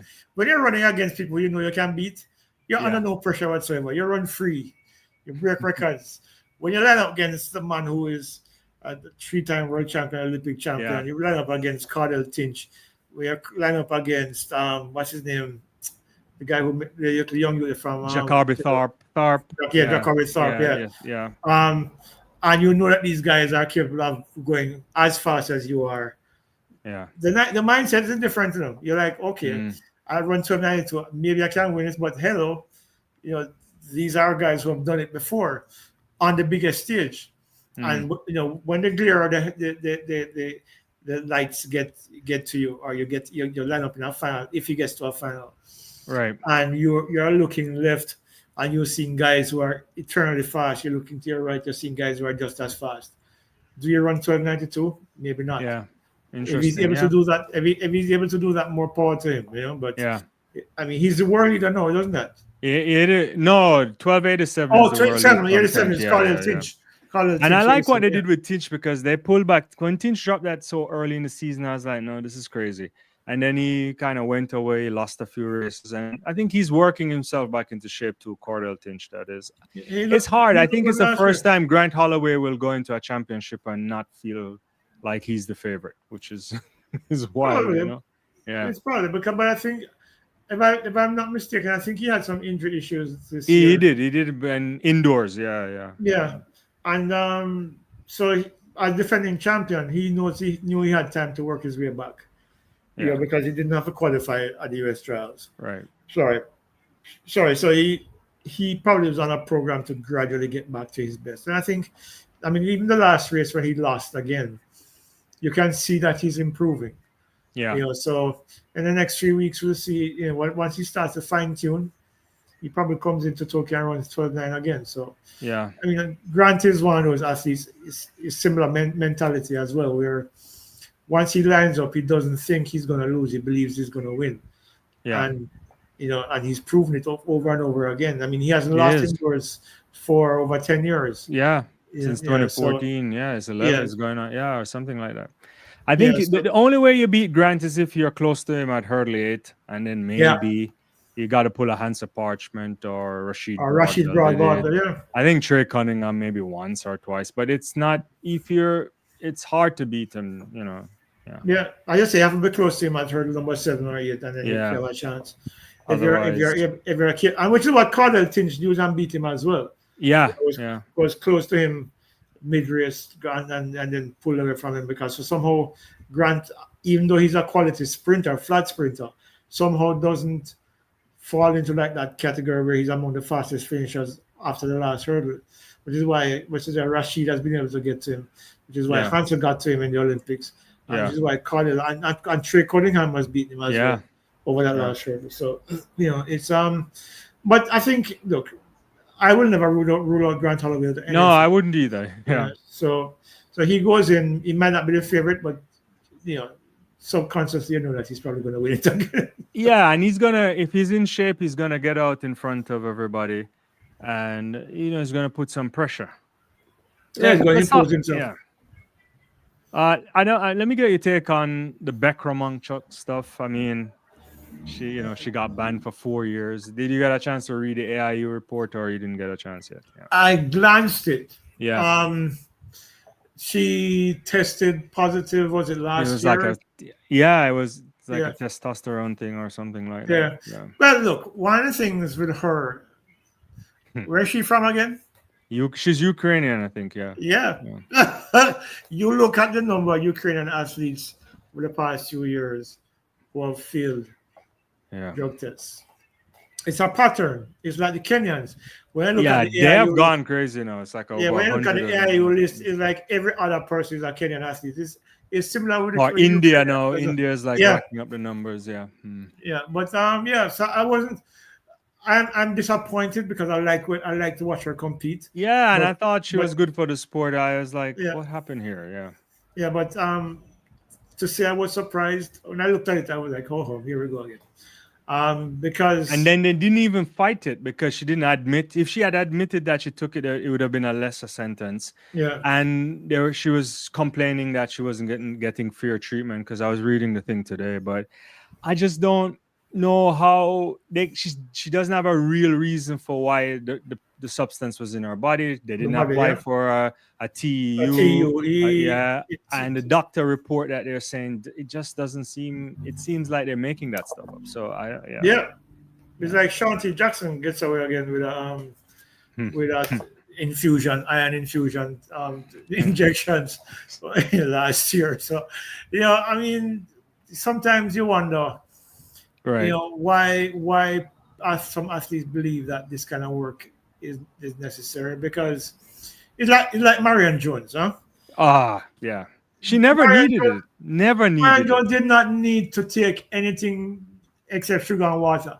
Yeah. I mean, I remember watching her run at a meet way back. I mean, I think I was at Cast at the time, or just finished Cast at the time. I was in Florida. And when you saw her, this girl was just bursting with talent. So when she got caught up in the whole Balkan thing, I'm like, you've got to be kidding me. Yeah.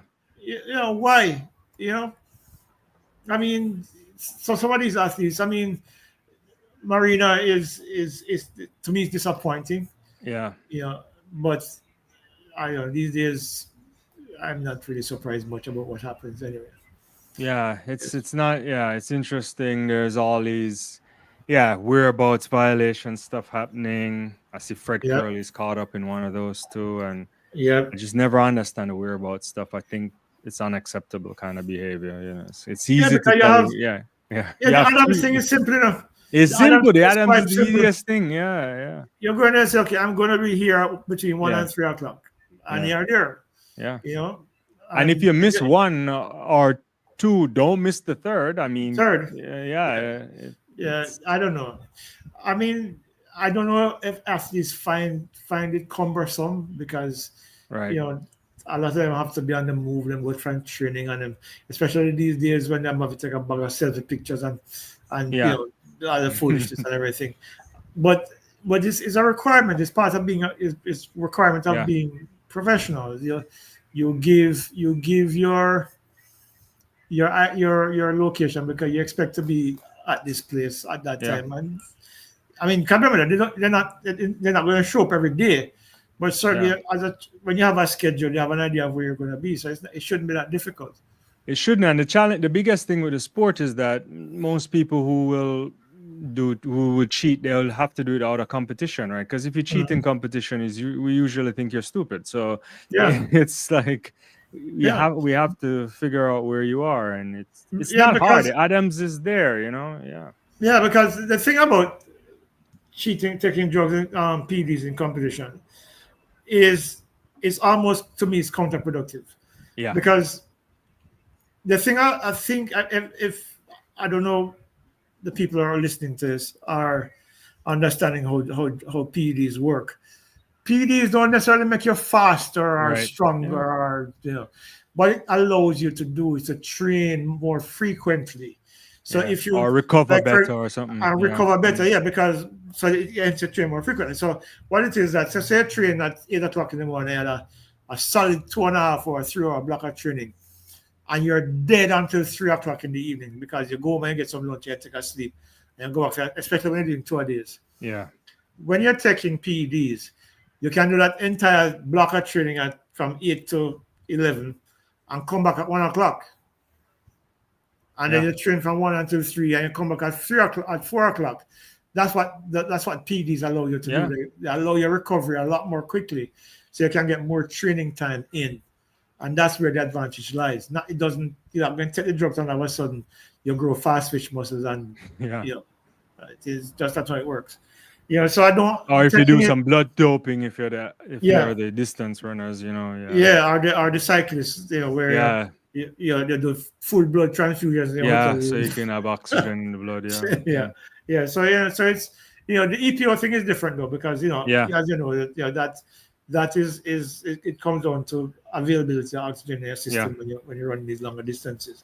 But the reality is that for like a triple jumper, I don't get it.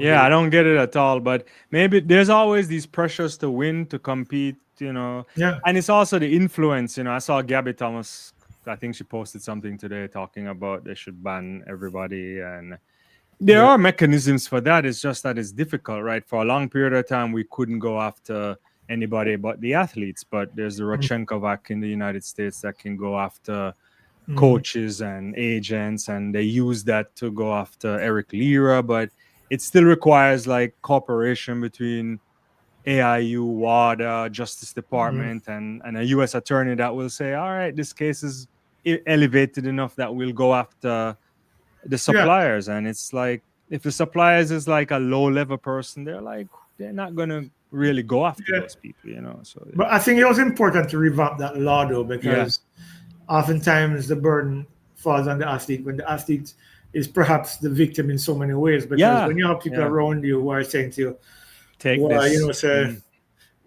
you need to get into this era here that you can make some money with some sponsors and stuff, and they're filling your head with all kind of different things. Eventually, you will yield to that pressure. Right. So while if the athlete was on his own or on her own, she probably wouldn't even consider it. So but you're right though. The thing about it is that if they see it as a low-level person, they should. But I think they should go after them just as aggressively as well. No, they should. Because, I think, and perhaps you have to really get much more stringent on, once you violate, if you're a coach or an agent, we probably got to get you out of the sport, because you should have a higher level of, responsibility, but that's for another day, I guess. And then you're coming with the intention to cheat. And you need to be kicked out of the sport. Yeah. You can't come in with nefarious intent. You can't. It just don't make no sense. It's like you get a job at a bank and your only intention is to rob the bank. It doesn't work. The ethical stuff there. Go find something. Find something else to do. But it's the doping thing for me is an issue that affected track and field, and I think it's affected track and field unfairly. Right. In the sense that other sports also cheat, but the athletes are not punished as severely. Yeah. And NFL athletes get banned for a few games. Yeah. NBA football players, soccer players. Yeah. But track and field athletes get banned for 2-3 years at a time or for life. I think that's where the unfairness is. But if you're a doctor or an agent and you're encouraging an athlete for this thing, ban you for life for that, because you're bringing the sport into disrepute, a sport that you're supposed to be helping to grow and support. And in fairness to the structure of the sport, I would say that the AIU has been doing a really good job. I think we've been much better. I think it's still hard to catch everybody, but I think they're doing a much better job now than before. In a post-Balkan era, I think we're much better at catching and trying to catch them actually before they show up on an Olympics or that's the key thing, or a World Championship. Out of competition testing is critical also, but the challenge now is with microdosing, where you know, there's always a way around. I mean, because as most as aggressive as you test, you have to be lucky to get an athlete who is microdosing, because those doses get out of your system quick, especially depending on the type of stuff they're using, where you can flush it out of your system literally within hours. Hours. Yeah. So it's a constant battle. Yeah. But it's one that needs to be fought, because I think every sport is to have any integrity. It needs to be done, because there are so many standout athletes who have had records that have been standing for a long time, but the bulk of those records are like the ones from the 1970s, especially. A lot of those records, like I tell you all the time. The women's shot put, the 400-meter world record, the 800-meter world record. There's I wouldn't bother getting into that, because it's just a lot of the women's records in particular, right? Yep. Especially with the East Germans and the Czechoslovakians, them used to just drink the thing like soup. Yeah. I'm coming. There's this Czech thrower.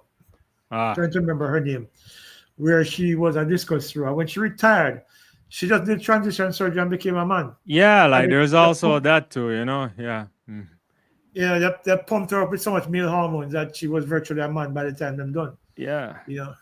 Trevor is saying it's believed that the PED science is always a few steps ahead. Yeah. Sometimes I think the way in which they've tried to mitigate against that is to hold the samples much longer, right? So they hold an 8-year period or so, and they retest them. They randomly retest samples every time. So I think and we've seen it worked in previous years. They're reallocated medals once they catch up with some of these things. But I don't know if there's ever you can never eliminate people who try to put the sport in disrepute. There'll always be people who are cheating, but I think you just gotta hope that most athletes come into the sport trying to do their best, and then there's only a few, but unfortunately those taint the sport. You see, a big part of the big part of the motivation behind doping, I think, is because the distribution of wealth in the sport is not what it should be. Not that it's a complete deterrent, because back in the day when there was the Golden League, there were a lot of athletes who dope as well. Yeah. But at least they used to come out with money. I mean, back when the Golden League was the norm, because in the 90s, right? The 90s, where a second-tier athlete could come home with $150,000 a year. You can live off of that. You can make a comfortable living off of that.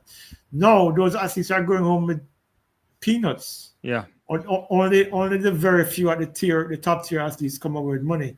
And so it's probably the reason why maybe more athletes are more inclined now to cheat. I mean, I just saw an interview with a Kenyan athlete. A few weeks ago, where was it a British journalist interview? Yeah, that one. Yeah, they were talking about that's the only way a lot of these African kids get. Yeah. That's what he said, not me saying this. Yeah, that's how kids get to eat, because if they can run fast and run a 5,000 meter or 10,000 or 1,500 and run it within a world, then them can make some money and break themselves out of poverty. Right. So that's the motivation for a lot of them, which is why I tell people all the time that not everybody aspires to become an Olympic athlete. Right. So I'm just doing it to get on the circuit and make some money and probably get a sponsor. Because if you get a 4-year sponsor, you say you come from a little village in Kenya or somewhere, a little village there somewhere, and you can come away with $300,000 US. You can go make some life for that. And if you do road running, the marathon stuff, they pay a lot of money. It's it's the richest part of the sport, They make good money. So that's a motivation for a lot of them, because that was a very interesting interview. Yeah. And the guy said virtually everybody take EPO. And I'm like, yo. That's kind of it's interesting, yeah. But then it explains the vast number of Kenyans you see on the AIU banned list. Literally hundreds of them. It's like every page is dominated by Kenyans who have been who have been suspended or banned or just provisionally suspended. All the various levels of suspensions is Kenyans dominating. Like and it's sad too because they produce such high quality athletes that are stand out. You think right now you got some of the best: Beatrice Chebet, Wanyoni, Faith Kipyegon. I mean, come on, it's just listen, man, there's a bunch of them. Yeah. Faith is a legend, man. Oh man, we didn't even talk about that. She almost broke that world record, and I was hoping she was gonna do it. Yeah. Just talking about it, but goosebumps are, man. Yeah. She is she's the most incredible distance runner I've seen in a long while. In fact, if not ever. 3 Olympic gold medals in the 1500 meters. She breaks world records for breakfast, and she pushes herself. She keeps pushing herself all the time. And it tells you just the level of commitment that this woman has to the craft. I just love watching her compete. She's a gem, man. She's a superstar in the sport. We need her to. I don't know how much longer she'll continue, but she's so special. And I know that she's running so good. I would even put her. I think she'll probably double in Tokyo. I still feel like Chebet might win the 10-5, but I wouldn't put it past Faith to come back. And now that Goodoff is back in shape too, you just never know. It might be world records again, I know the world record is hard to break in a championship, but you never know. And Segai trying to get back some credibility after taking some after last year. Jeez, if I was a betting man, there's a lot of money would have lost last year. It was just like because you look at Goodoff and you're like the year before breaking the world record after Faith broke it in Oregon, and I was like, then nothing. So but it's an interesting. Those longer distances have become a lot more interesting in the last few years when there are more people in the equation now than in previous. Than ever before. In previous years, you used to have maybe 3 or 4 guys. You might have 2 Kenyans and 3 Ethiopians. But now you have a bunch of guys. The Americans are back. The Europeans are back. Europeans are in it. So it makes it a lot more interesting. The strategies are off the chain, man. I just love watching those races. I know a lot of people get bored with watching them, but if you know what you're looking for and what you're looking at, it's intriguing. It's like watching a chess match play out it is. The track. It's and crazy. I think we've seen a lot of improvement from the science too. The shoes have improved in many ways. But the individual training, Wave Light now has been doing some interesting stuff. Even in training, some athletes have the Wave Light in training. Not all of them, but it really is improving the sport. Man, it makes it a lot more exciting. Asira says Faith is going to be the athlete of the year, probably. Who knows? We'll see. Sherwood, interesting that. Yeah, I wouldn't be surprised by that. Interesting that so many of the Kenyans bands share the same. I'm not talking about that. So you can leave that alone. Our insurance not big enough for that one. Kenneth says, was the Seoul Olympics 100? There was reports about it being the dirtiest race of all. What's your thought? It probably was. I mean, at that point, everybody was taking stuff. Although the only person in that race, the only person in that race who has not yet tested positive was, I think, Raymond. Was Raymond in that race though? Raymond? Yeah, Raymond was in that race. He pulled. Raymond got banned for life. Oh yeah. Carl Lewis was in. Linford Christie. What my man from Brazil name again? Da Silva. Yeah. Obviously the biggest one, Ben Johnson. Johnson. Yeah, I mean, I think the only person in that race who has yet to fail a drug test is Calvin Smith. I could be wrong, but I think it's only Calvin Smith. Yeah. I watched that race up by Howie's, because that was one of the few places in Kingston that had light after Gilbert had destroyed Jamaica. And I'll never forget that race where Ben jumped out of the box and Ben goes and put him on Carl Lewis frantic behind him. I tried to close the gap for him. Yeah, he across at 50 and really couldn't gain from Ben. Listen, man, that year was crazy. But but that race was proven to be the dirtiest, probably the dirtiest 100 now. It's different times, It's I don't know. Yeah. But that race. And then that Linford was, came back in '92 and won it. Yeah. And won it, and then Donovan won in '96. In '96, yeah, with the saga, because Linford was lying. He didn't want to leave the race too. Yep. That was. I thought Atta could have done something that night, but I don't know. Yeah. Yeah, I think Donovan had them all fooled. Donovan, I don't think a lot of people realized how fast Donovan was going to run that race. Yeah. And came from behind and blew everybody. Frankie Fredericks, everybody out of the Yeah, Frankie. Dennis Mitchell was in that too, right? Was he? Yeah, no. It's funny. I just he was in that race, right? In '96, right? Yeah. I think Dennis was in that race. Yeah. Yeah. 984 was the world record then. That's 1996. Yeah. Which is what, 30 years ago? Yeah. Now look at the top 5 times in the world this year. All of them are faster than 984. Yeah. It's great. Yeah, but that to answer the question, that was probably the dirtiest race, because at that time, from my recollection, because I used to talk to a lot of people, I wasn't in media then at the time. I was still going to school, but I had a lot of connections. People were running track, and one of the things I can tell you with a great certainty is that PED use was rampant. Right. I can tell you, I went to somebody's house, I can't tell you who, and in their fridge were 2 bottles of Winstrol in the fridge door. But it was rampant.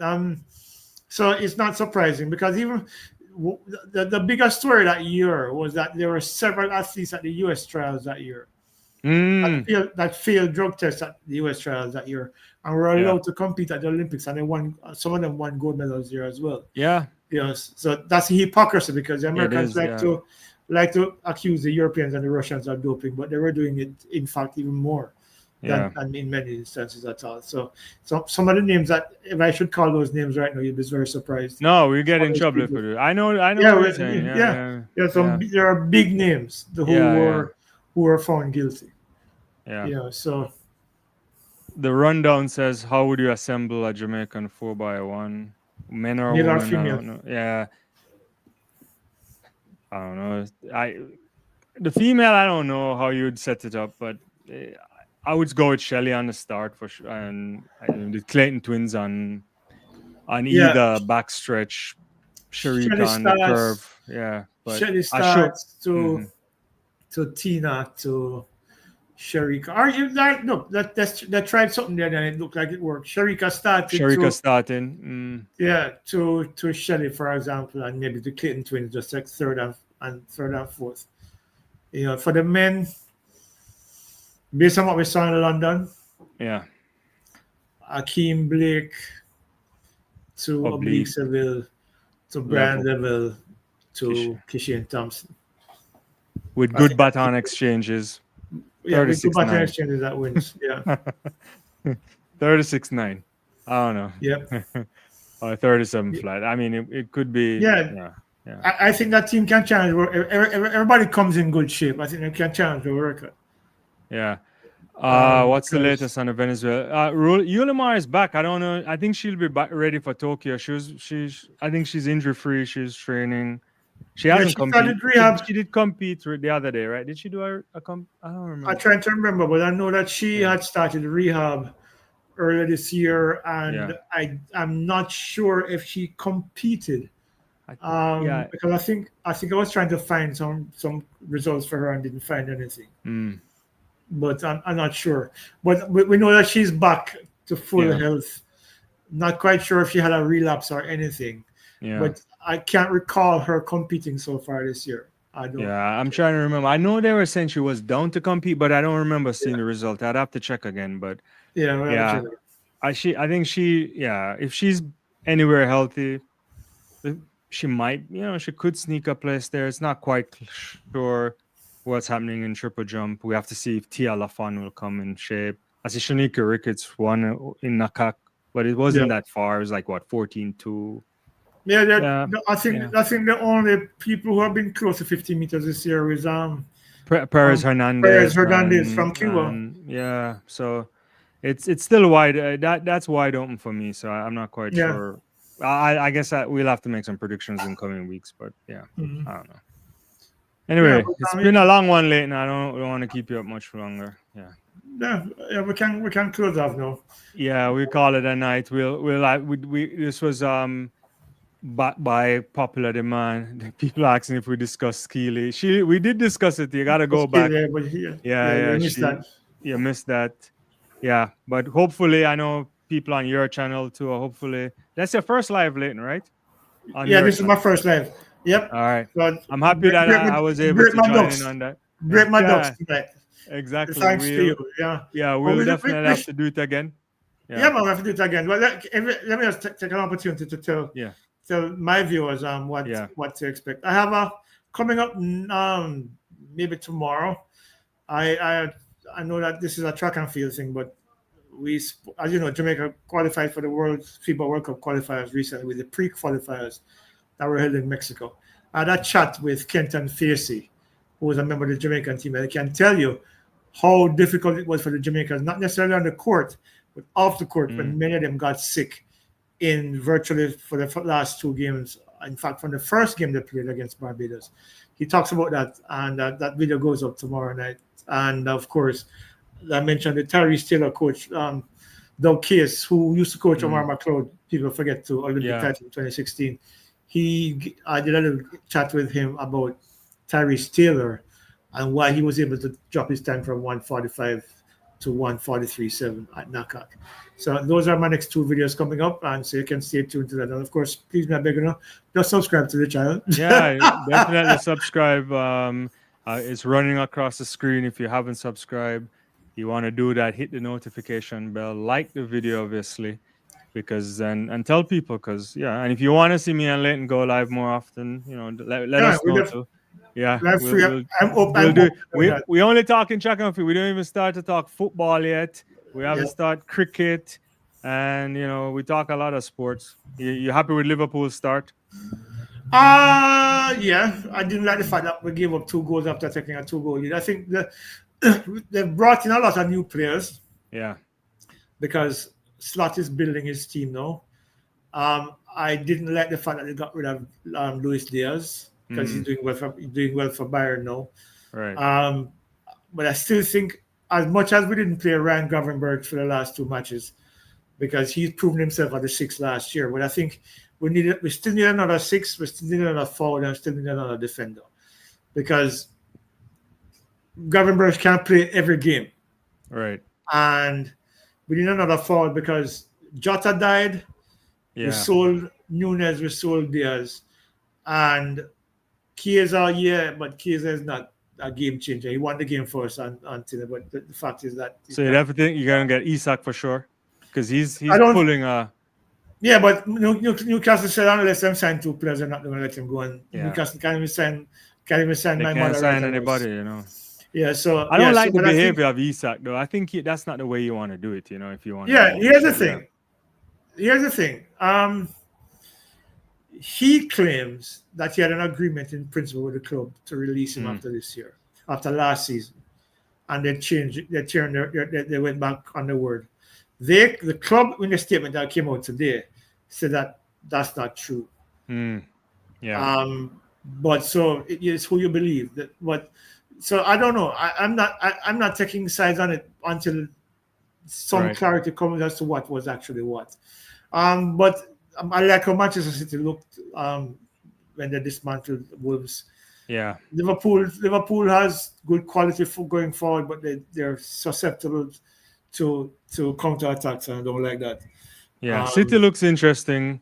I mean, you people got to know that I have to respect you, because I wouldn't be talking about Liverpool as a United fan. But, I think I was happy with what I saw from United. It's hard to say that, even though we lost to Arsenal. But listen, I thought they were a better team. Yeah. I thought there's a debate over that foul in the last minute. The one on, and that would have given Manchester United a penalty. But I think Manchester United is soft though. Yeah. Yeah, on the evidence of it, I mean, I think they had 20 shots. It was much more. It was, I think possession-wise, it was like 60-something percent possession, even though sometimes possession stats can be misleading. But But I think I like what Amarin is doing. I hope United probably. I think they need a number 8. They need another an energetic number 8 to probably replace Yeah. Casemiro, and maybe they'll Yeah, give him Casemiro's some. past his best right now. Yeah, The the thing legs are about that, gone. as I keep telling my wife, who's a big Manchester United fan. Well, I have to like your wife then. Shout out to your wife, who I mistakenly thought was your daughter earlier today. So. Yeah, I'm sure she's not unhappy with that, but No, she's not. The league needs Manchester United to be a good side. Yeah. Because Liverpool on top of the table back against. I'm happy. Yeah. Chelsea and Manchester City and I wouldn't call it Spurs, but Arsenal, for example. Yeah. With Manchester United in the mix, it makes it a lot more exciting. I think that's true. When the biggest club in the world isn't playing well, it's a problem. Well, that's debatable. But I think based on what I saw in the opening match, even though they lost, so what was basically a goalkeeper error. Yeah. I think United will be competitive this year, and I like the fact that they will look competitive because they'll beat some of the teams in the top 6, and it'll make the mix a lot more interesting this season. I think Amarim has his team moving in the right direction, and I think that's what they need. They just need to be patient. Yeah, but they kept changing coaches with the same players, and Amarim rebuilt the team. Yeah, it doesn't work. You have to be patient sometimes, and I think I'm looking forward to the season. Actually, I don't think Liverpool are going to win again though, because I think unless they get another 6 and another centre back, this ongoing saga with Gueye needs to come to a conclusion, and we need another forward. I don't know where we're going to find that now, because it's the window closes September 1st. So we need another forward, we need another 6, and we need another centre back. If they can do that, I think we'll be better. If not, I don't think we're going to win the league. Probably finish 2nd or 3rd. All right. Well, we gotta do a football live then or something. But anyway, it's been good, Leighton. Thanks again. Always. We'll probably do it again soon. Tomorrow is what? Lausanne, Brussels on Friday. Yeah. So I'll be back on my channel to do hopefully some. I can't do any watch-alongs this week because I'm back at work. But anyway, I will do some evening lives but support the channel. Make sure you subscribe to Leighton's channel. He has a lot of cool stuff happening over there. And yeah, we'll see you guys next time. We can probably do a live on Friday. You want to do a live on Friday? Okay, we can do Friday night. Yeah, let's. Okay, we'll try to work out a Friday night live. All right, sounds good. All right, cool. Take it easy, guys. Have a good night. Bye-bye. Thank you for participating and being part of it. Loved it. Yeah. Make sure to end it on your end too, Leighton. Yeah. Yeah, well,